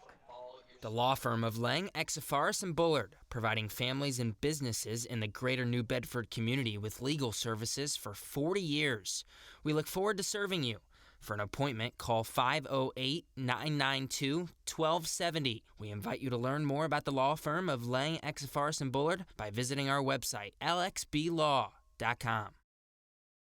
Legacy Insurance Agency at 213 Main Street here in Wareham can offer you coverage for all your insurance needs. We have the bundle discounts, the accident forgiveness, the vanishing deductible, no loss, etc. But unlike those gimmick companies, we can quote you with multiple carriers. So forget the lizard and price tool and come talk to a professional. We'll help you find what's right for you. Got legal trouble?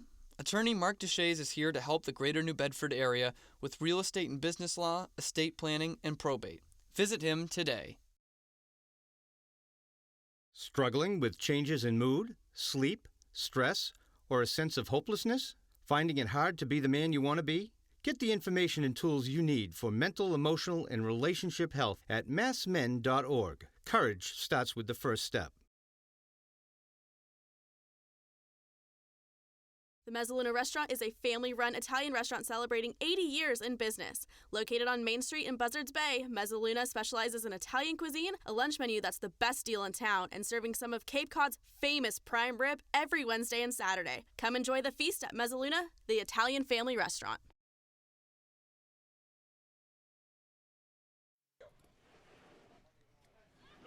Way to the bottom of the 8th here at Spillane Field. Adrian Del Castillo, Matt McLean, Dallas Beaver. 4, 5, 6 hitters due up for the Gatemen here in the 8th. Wareham 5, Brewster 5. We've got a ball game here in Wareham. First pitch to Del Castillo. Fouled off behind home plate, 0-1. A 5 spot in the bottom of the 7th for Wareham. Knots this game at 5. It all started with the solo home run from this man right here, Adrian Del Castillo. 0-1, misses outside. 1 ball and 1 strike. The Miami Hurricane 1 for 3 tonight. The 1-1. Fouled off out of play on the left field line, 1-2. Lined out to Gentry and right in the second inning. Flew out to Ellis in center field in the second inning. Then the ground out to Dodd at second base in the 4th. The 1-2 to Del Castillo. Blooped out into shallow left. Auerbach coming in, makes the catch right above his left shoulder. 1 away here in the 8th.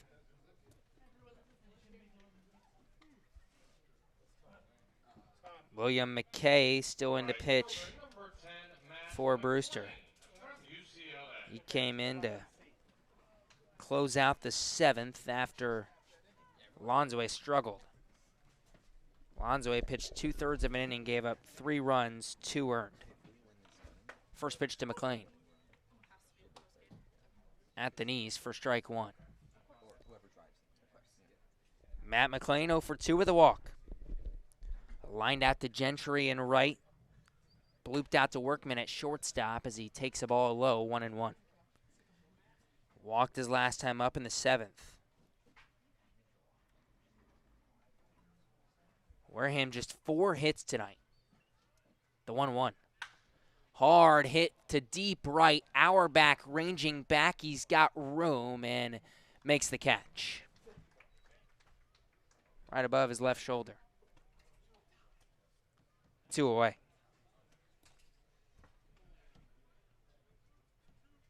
The designated hitter, number 35, Dallas Beaver from South Carolina. 2 straight flyouts to begin the inning for Wareham. Bottom of the 8th, tied at 5. Dallas Beaver to the plate. Beaver 0 for 2 with a walk tonight. First pitch from McKay on the outside corner for strike 1.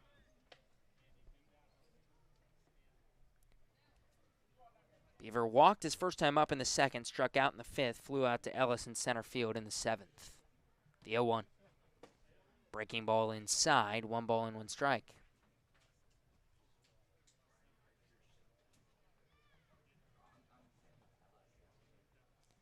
McKay working quickly, sets at the belt, the pitch.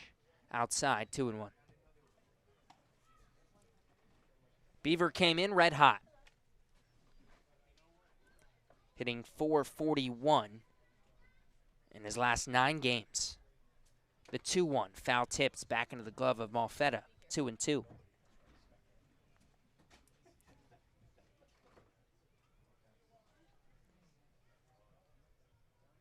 Beaver has a hit in 8 of his last 9 games, coming in 2 tonight. The 2-2, outside, count runs full. 5 of those games, multi-hit games for Dallas Beaver. He's been on a tear. Average up to .368 coming in 2 tonight. McKay sets the payoff. Hard ground ball up the middle into center field, a base hit. Dallas Beaver keeps the inning alive for Wareham. Go-ahead run on first. 2 down. Bottom of the 8th. Benjamin Semmes to the plate. And he has another good night at the plate. Now 1 for 3 and has reached base twice. just continuing to tear it up.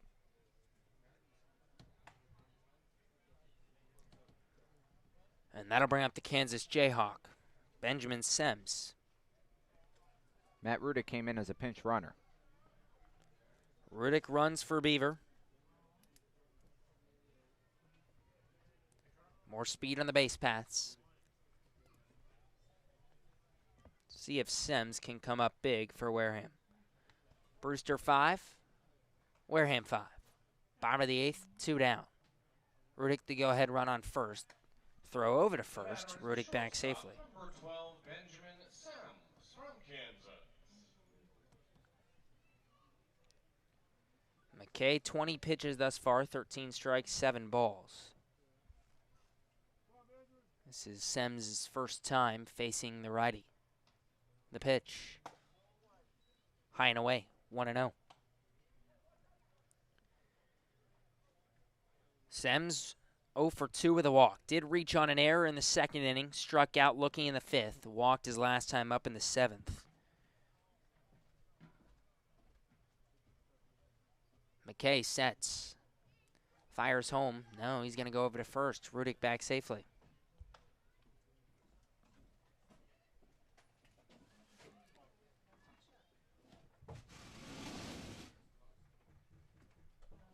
Sems a .257 hitter with runners on base this year. Rudick dives back safely once again.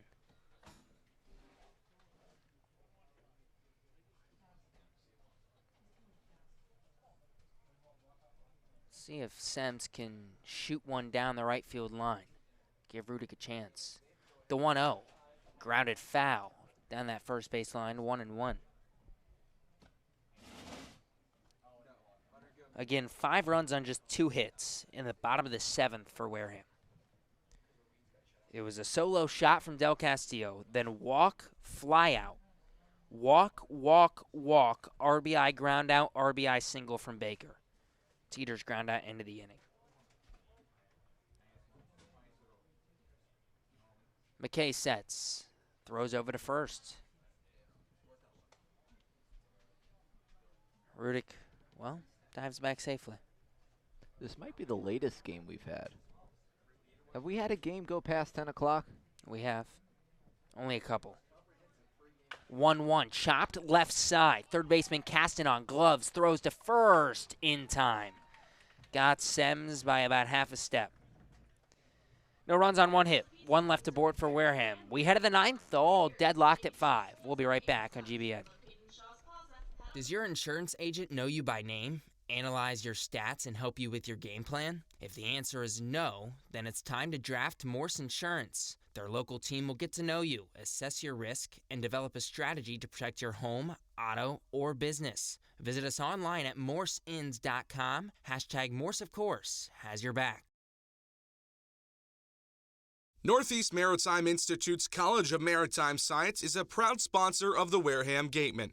If you're looking for a career at sea, look to NMI's program of education, adventure, and employment on northeastmaritime.com, America's premier 2-year maritime college. Office Technology Group is a southeastern Massachusetts source for advanced digital copiers, printers, and document solutions. From Toshiba to Epson and everything in between, they've got you covered. Shop now at otgne.com.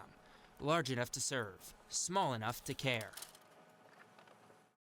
Shop from home year-round on gatemen.org. You can customize your Gatemen gear from any device, anywhere. We offer a large selection of apparel and unique gifts 24/7, 365 days a year. Hard to find sizes, colors, and styles. Youth clinic registration also available. Visit us today and remember us for holiday gifts at gatemen.org. Bottom of the order, due up for Brewster as we head to the top of the 9th. Whitecaps 5, Gatemen 5. Wareham storms back in the bottom of the 7th with a 5 spot to knot this game up. Michael Webb still on the mound for Wareham, second inning of relief. Jesse Franklin, Christian Malfetta, Duke Ellis. Due up for Brewster, Jesse Franklin's 1 for 3 tonight. First pitch to the lefty. Low and away, 1-0.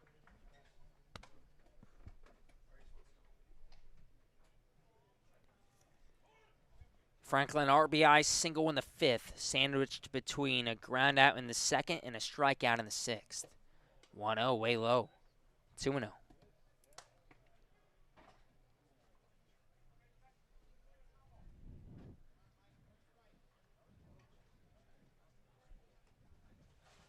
Webb got out of his first inning quick as that one's lined foul on the third base line. Broken bat line drive, and Franklin will get a new stick.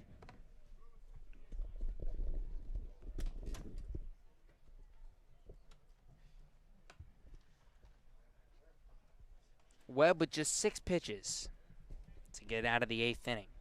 Give up a quick single, then the 4-6-3 double play, and then a fly out to Ward in center.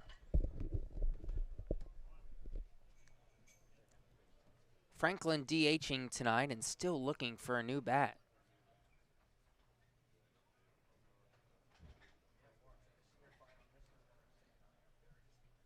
He's going to add some pine tar to it. The Michigan Wolverine, a newcomer to this Whitecaps team. Of course, Michigan went all the way to the College World Series, Championship Series. Lost in 3 to Vanderbilt after winning game 1. The 2-1. Fastball paints the outside corner, 2-2. Franklin had a hit in his first 2 games for Brewster, then went 0 for 3 with a couple of strikeouts yesterday. He's reached in all 4 games. He got hit by a pitch yesterday. He's already singled tonight. 2-2, grounded right side. Baker gobbles and now loses it. That's error number 6 this season for Darren Baker. Go ahead, run on first, top of the 9th. And we've said it before. He makes the plays you don't expect him to make. He makes the flashy plays. It's sometimes the conventional plays, the textbook plays, that get by him. We obviously don't have the exact number in front of us, but I'd say 4 or 5 of the 6 errors are exactly like that. Easy ground balls that he just has trickle out of his glove or sneak right under. First pitch to Christian Malfetta will have to wait as throw over to first. Franklin back safely. He's got a good glove. He's one of the best fielders on the team. He's got great speed, leads to great range horizontally, and he's a really good fielder.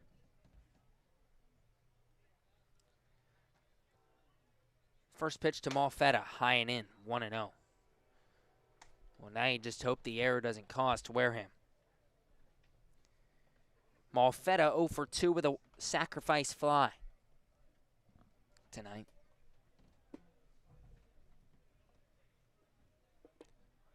The 1-0 from Webb. Swing and a miss, off speed pitch. 1-1. Sacrifice fly in the 5th. In between a fly out to McLean and right in the 3rd inning and a strikeout looking in the 7th. This is his first at-bat off of Michael Webb, though. Stanford Cardinal awaits the 1-1. Here it is from Webb. Hard ground ball towards short. Sem scoops. Glove flip to second. Over to first. Got him. 6-4-3 double play. Flash the leather, Benjamin Sems. 2 down here in the 9th. That double play brought to you by TM Ryder Insurance Agency. Package your home and auto insurance for the perfect double play. Wow. That was really cool.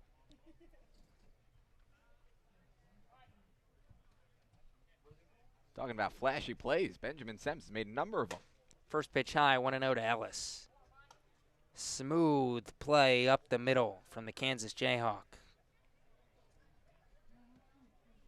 And Webb and out away from getting out of the 9th. The 1-0. Sliced foul off the school and back into play. Chad Stevens will pick it up and toss it back in. School's taking a beating tonight. School's out. It is. The 1-1 to Ellis. Low and in. 2 balls and a strike. Duke Ellis struck out in the third, RBI single in the fifth, walked in the seventh. The 2-1. Fastball on the outside edge. Good spot from Webb, 2-2.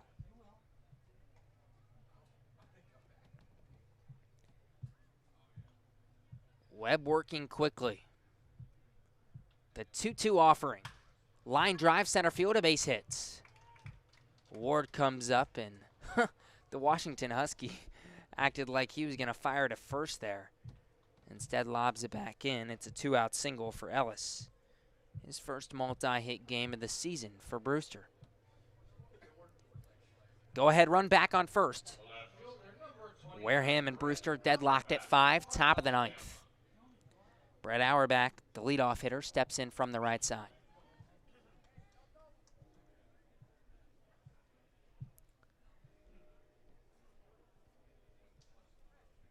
Ellis with a ton of speed over at first. Throw over there. He's back safely. Ellis, the Texas Longhorn, when you talk to the Longhorns on the Gatemen team, Coy Cobb, who just joined us. Bryce Elder was here earlier in the season. And they'll say Ellis is one of the fastest kids they've ever been around. Throw over to first. Ellis dives back safely again. Coy Cobb joined us in the broadcast booth. He did. That was a lot of fun.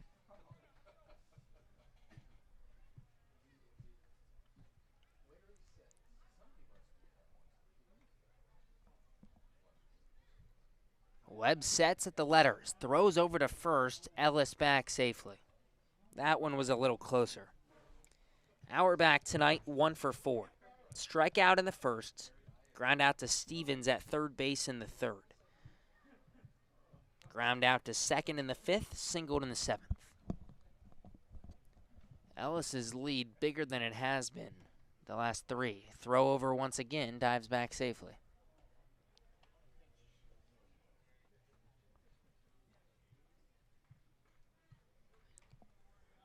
You gotta think he's just trying to get in scoring position here in the ninth.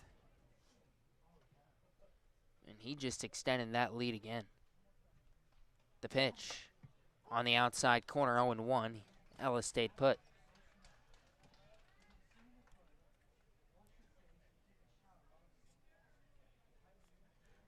Auerbach came in a .295 hitter, highest average in this Brewster lineup tonight.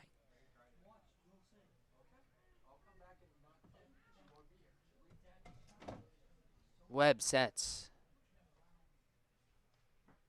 Throws over to first. Ellis back safely. It's a big lead. It's a solid 4.5 step lead. He's lengthy, though. Duke Ellis is.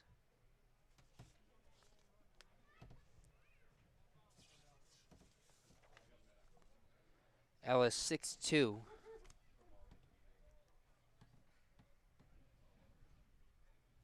And now I'm off. Auerbach just waiting for a pitch. The 0-1, runner stays, swing and a miss. 0-2. And now if you're Michael Webb, up 0-2 in the count, focus on Auerbach.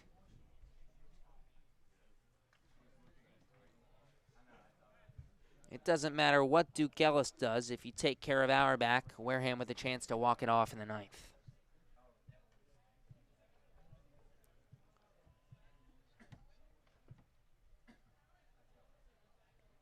Webb sets, throws over to first. Ellis gets in safely.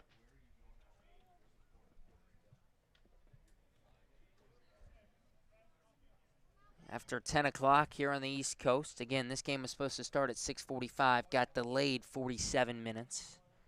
Started at 7:32 because of rain that came just after 6 o'clock.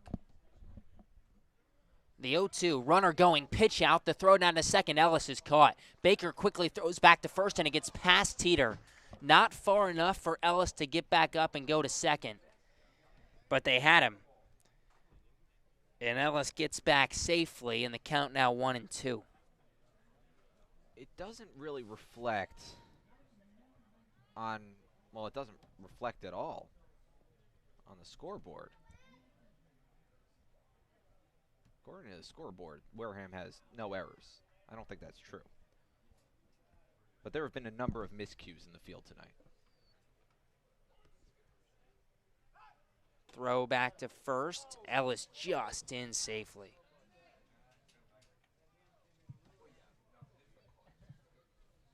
Right now, the official ruling on Ellis's ground ball is a single. And excuse me, Ellis's was a single, I apologize. Franklin's. Right. The 1-2, runner going, foul tipped. Behind home plate. We'll stay at 1 and 2. And they are going to mark Franklin's as an error on Baker, which it should be. So 1 error tonight for Wareham.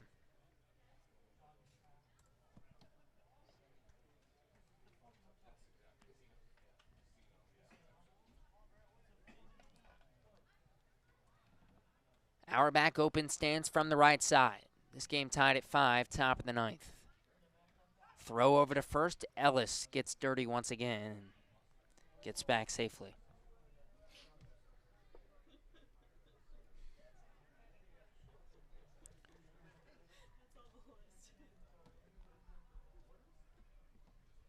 Webb came in, faced the minimum in the 8th. 6-4-3 double play has helped him out here in the 9th. Ellis the go-ahead run on first. Throw over once again, and that time he got him. Good move from Webb. Teeter applies the tag, and Auerbach doesn't get a chance to swing again. We head to the 9th, tied at 5. Wareham with the chance to walk it off. We'll be right back from Spillane Field on GBN. The 2019 Cape League All-Star Game will be played at Eldridge Park, home of the Orleans Firebirds. Mark the date on your calendar, Sunday, July 21st. Game time is 6 p.m., but the gates open at 2. One highlight will be the home run hitting contest. There will also be an autograph session and a large merchandise village with items from many of the teams. Be sure to buy your tickets now right here at the merchandise stand. Tickets are just $5, and part of the proceeds will support our Wareham Gatemen.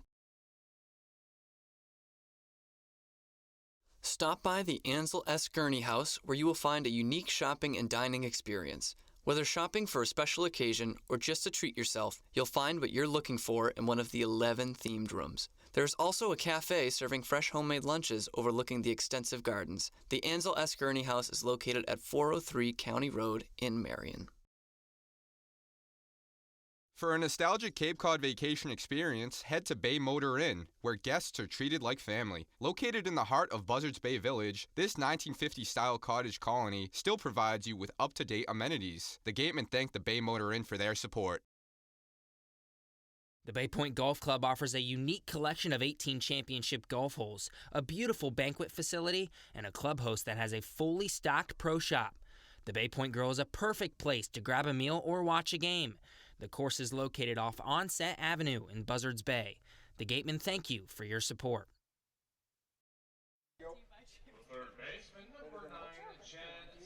Chad Stevens, Mike Antico, Braden Ward. 8-9-1 hitters for the Gatemen due up in the bottom of the 9th. Brewster 5, Wareham 5. A chance to walk it off for the Gatemen.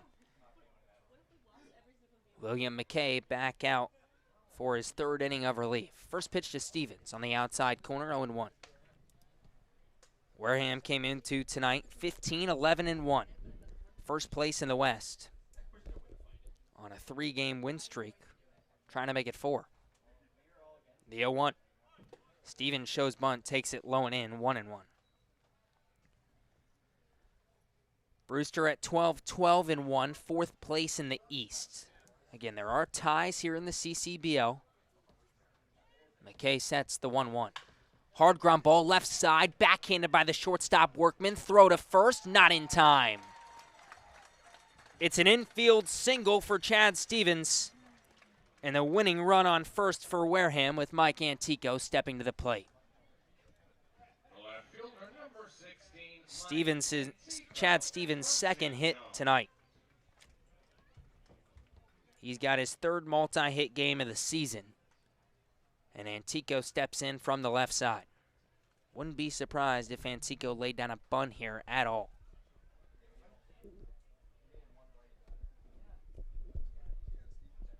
3 runs in the 5th for the Whitecaps, 2 in the top of the 7th. McKay sets and deals. Bunt shown, laid down third base line. Barehanded by Caston on the throw to first, not in time. The second bunt single of the night for Mike Antico. Winning run on second, nobody down for Wareham here in the bottom of the 9th. And the leadoff hitter, Braden Ward, steps to the plate.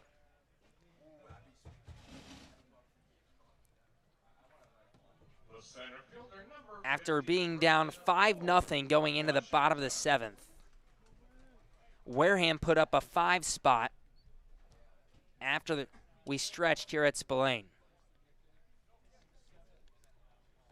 Tied the game at 5, a scoreless 8th. Michael Webb works his way out of a couple of hits in the 9th for Brewster, and now we're still tied at 5. Braden Ward to the plate. He's 0 for 4 tonight. He's going to show bunt right away. He leaves it out there, puts it down the third base line, picked up by McKay. The throw to first is wide. Ball gets away. Stevens takes off for the plate, and he scores. Ball game over. Wareham 6, Brewster 5, your final score. Braden Ward gets half mobbed down the first base line. And Wareham's won 4 in a row. A gorgeous bump by Ward sets up the errant throw. And Wareham wins. 6-5, your final score.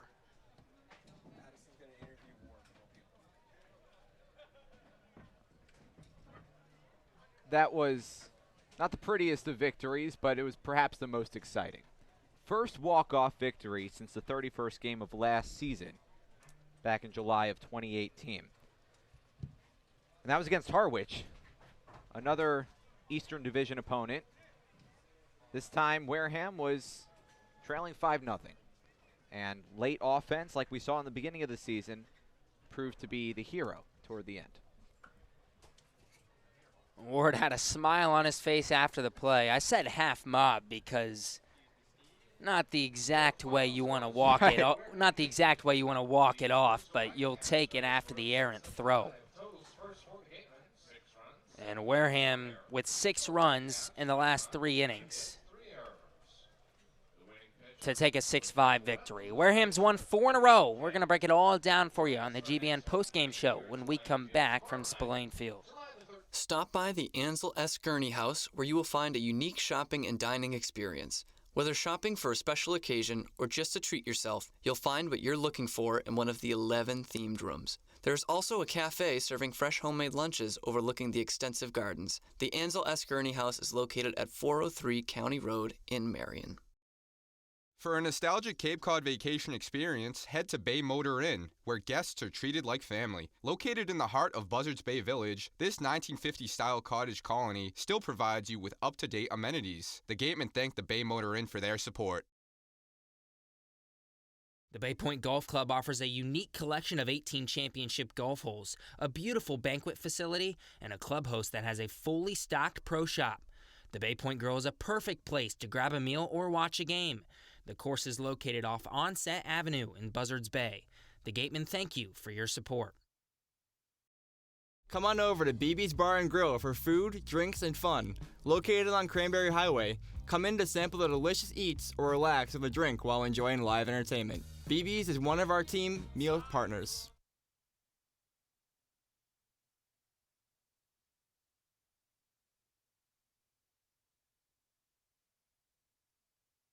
One of the area's best restaurants is located right up the street, Brewfish Bar and Eatery. Brewfish offers 20 rotating craft beers on tap and creative pub food. Check out their off-the-menu brunch with a Bloody Mary bar and $5 mimosas on Sundays. Join us for outdoor dining and drinks under the tent or for live music. Located on Route 105 in Marion. Cape Cod Healthcare is the leading provider of healthcare services for residents and visitors of Cape Cod with 2 acute care hospitals and more than 450 physicians. For more information, please visit capecodhealth.org. Cape Cod Healthcare. Expert physicians, quality hospitals, superior care.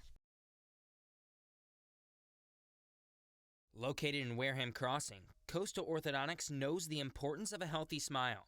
Dr. Kevin Oliveira and his team at Coastal Orthodontics are a patient-focused practice, delivering professional, effective orthodontic treatment based on the individual clinical needs of each patient, resulting in beautiful smiles in a timely manner. With 10 years of experience using Invisalign, Coastal Orthodontics uses the most up-to-date dental equipment.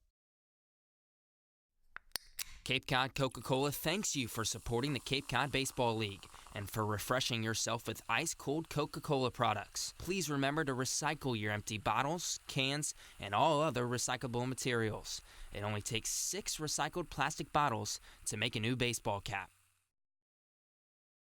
Learning at Curry College extends beyond the classroom and is embedded in all that they do. Curry prepares students to engage in successful careers and active citizenship with a global perspective. Explore undergraduate majors, minors, and concentrations, including new majors in accounting, biochemistry, and software development. Online at curry.edu.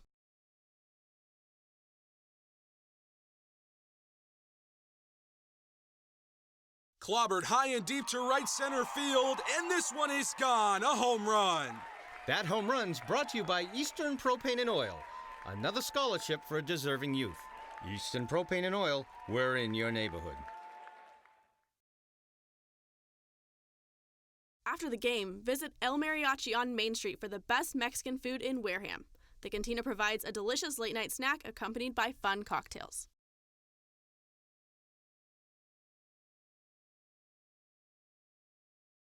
The Wareham Gatemen would like to thank Franklin Sports for their sponsorship of the Cape Cod Baseball League. Franklin is yet again proud to be the official batting glove of the Cape Cod Baseball League. Throughout the summer, all the Cape League teams are wearing their own custom team batting gloves courtesy of Franklin Sports. To order your favorite team's design or to create your own, visit franklinsports.com/custom, enter code CCBL20 for 20% off your purchase. From Cape Cod to the major leagues, only the best hitters in baseball wear Franklin gloves.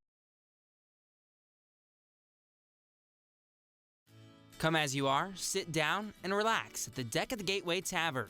Enjoy the view while exploring their extensive food and drink menus for the ideal Cape Cod dining experience. Gateway Tavern, the official helmet sponsor of the Wareham Gatemen. Joanne Stevenson and William Ravis Real Estate, a double play when it comes to selling or buying a home. With 19 years of experience in residential real estate and ranked #1 globally, they are sure to help you with all of your hopes and dreams. William Ravis Real Estate, the official real estate company for the Boston Red Sox, and Joanne Stevenson, your hometown agent, proudly support the Wareham Gatemen.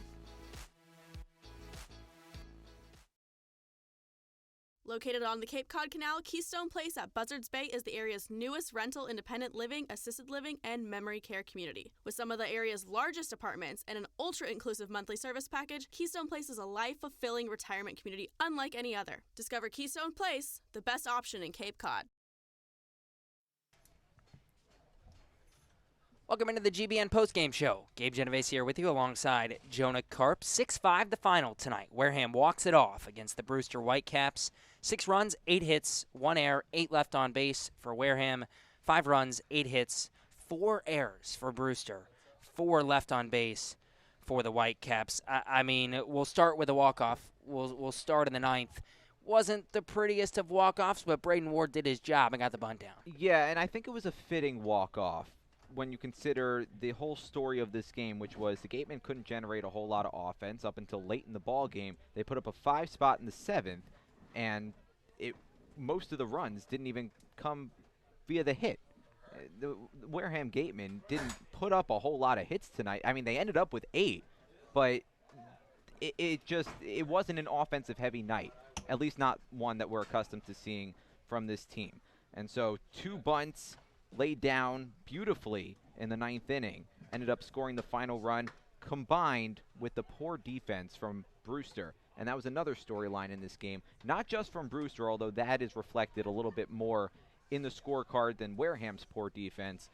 But defense played poorly on both sides, perhaps the weather playing a factor, but defense was not up to the level of we're accustomed to seeing in the Cape League in this ballgame. We'll go through just kind of what you're talking about in the 7th inning real quick. 5-0 Brewster was the score. We went to the bottom of the 7th. It started with a solo home run from Adrian Del Castillo. He crushed that thing to center. Oh, yeah. Yeah, I mean, that was one of the more surefire home runs we've seen all season, and we were lauding Del Castillo's effortless power off the bat earlier in the game, and then, of course, he goes yard to put the Gatemen on the board, and that set the tone for an inning that turned out to be very, very shaky for the pitching of the Brewster Whitecaps. After the home run from Del Castillo, walk from McLean, a walk to Sims, after a fly out of Beaver. Right. Walk to Stevens, walk to Antico. Seth Lonsway couldn't hit the strike zone. Seth Lonsway was erratic, to say the least. Well, he didn't walk McLean. That was the last batter that Black faced before exiting. And then Lonsway got Dallas Beaver to fly out, a quick out for him in the first out of the 7th inning. All of a sudden, walk, loads the bases, and Braden Ward grounds out to score for the Gatemen, and then Darren Baker ends up singling, and it's a brand new ball game. And then we find ourselves tied at 5 apiece, just like nothing had ever happened. The Gatemen had dug themselves a deep hole, trailing by 5, and they clawed their way all the way back.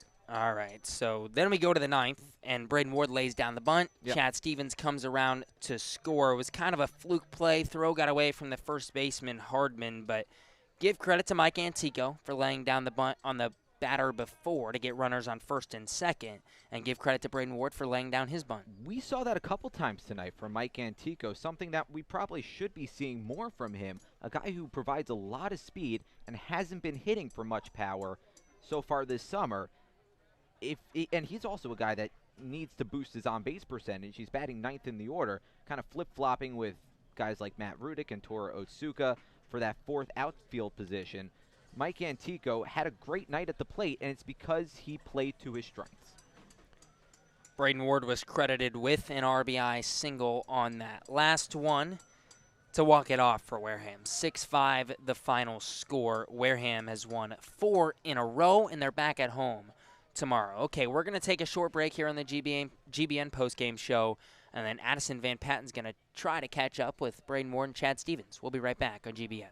The 99 Restaurant is a proud sponsor of the Cape Cod Baseball League. Visit them in Centerville, Falmouth, Mashpee, Wareham, or Yarmouth this summer and try some local flavor from the winner of the Cape Times Best Restaurant for Takeout, the 99. Always the real deal. The Wareham-based 80 Makepeace Company, founded in 1854, is the world's largest cranberry grower and the largest private property owner in eastern Massachusetts. The company supports organizations like the Wareham Gatemen and projects like the outdoor cranberry bog classroom that you may have passed on your way in. Visit admakepeace.com to learn more.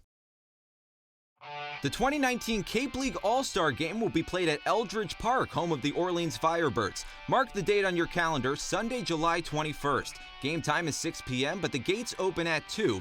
One highlight will be the home run hitting contest. There will also be an autograph session and a large merchandise village with items from many of the teams. Be sure to buy your tickets now right here at the merchandise stand. Tickets are just $5, and part of the proceeds will support our Wareham Gatemen. Welcome back to the GBN Postgame Show. 6-5 your final score. Wareham walks it off against the Brewster Whitecaps. Addison Van Patten is with the two heroes, Braden Ward and Chad Stevens. Thanks, guys. Yeah, I'm here with Jonah Karp. Oh, I'm not here with Jonah Karp. I'm here with Braden Ward and Chad Stevens, our co-players of the game. Now, Chad, tell me what went into that decision to run at third. Well, I just saw the ball kick, and I was like, might as well go for it and try to win the game. Now, the Brewster Whitecaps gave us the opportunity, and we certainly took it. Now, Braden, tell me about what led to the decision to show bunt, and did Jerry tell you to do that? So me and Jerry both agreed to sacrifice bunt there instead of just trying to sneak a base hit in, because we had Darren and Teeter behind us, two hot hitters right now. So the object was just to have me sacrifice, move the guys over, and baseball happened, a bad throw, and Chad scored. The Whitecaps gifted us 2 of our runs tonight. How do you think that went into the momentum of today's game? I think that really swung things in our favor. I think it kind of gave us some life after being down big early and ended up going in our favor. 2 wins in a row here at home. We're home back again tomorrow. What do you think that's going to say for the rest of our season and going into tomorrow and hopefully getting another win at home? We know we're a great team at home. We know our field pretty well. So I think we have a great advantage at home. And yeah. A couple roster changes lately and going to have some more here in the future. What do you have to say about getting comfortable with your teammates in this short summer season? I think we're all pretty tight here, so anyone that comes in, we kind of welcome into our family, and it's just a lot of fun hanging with these guys. Now, do you have anything to say about the chemistry of the team and getting something going like that walk-off where you knew to run and you knew to bunt and officially get that run in there? Does anything stand out for you guys? Well, we all click. We all got a bunch of great guys on our team. No no cancers of who say they just take the team down. Everyone's out here having fun, doing their thing, and we love playing baseball. So that's what happens. We end up doing good together. Like Jonah said earlier, the last walk-off that the Gatemen had was July 16th of the 2019 season. And we're on pace pretty much as their wins and losses records right now, and they were the 2018 champions. Do you have any expectations for the rest of our season? I think we're just going to take it one game at a time and try to win as many as we can. Amen to that. All right, well, thank you for chatting with me, guys, and sending it back to you. Thanks, Addison. Braden Ward laid down the bunt. Chad Stevens came home to score 6-5, the final score. And I thought Braden and Chad said it well. I like the decision from Ward and Weinstein to bunt there with Baker and Teeter behind him. And baseball happened is what Ward said. And sometimes when baseball happens, you get a victory. If there was ever a time to nominate 2 co-player of the games, it would be tonight, right? I couldn't agree more. All righty.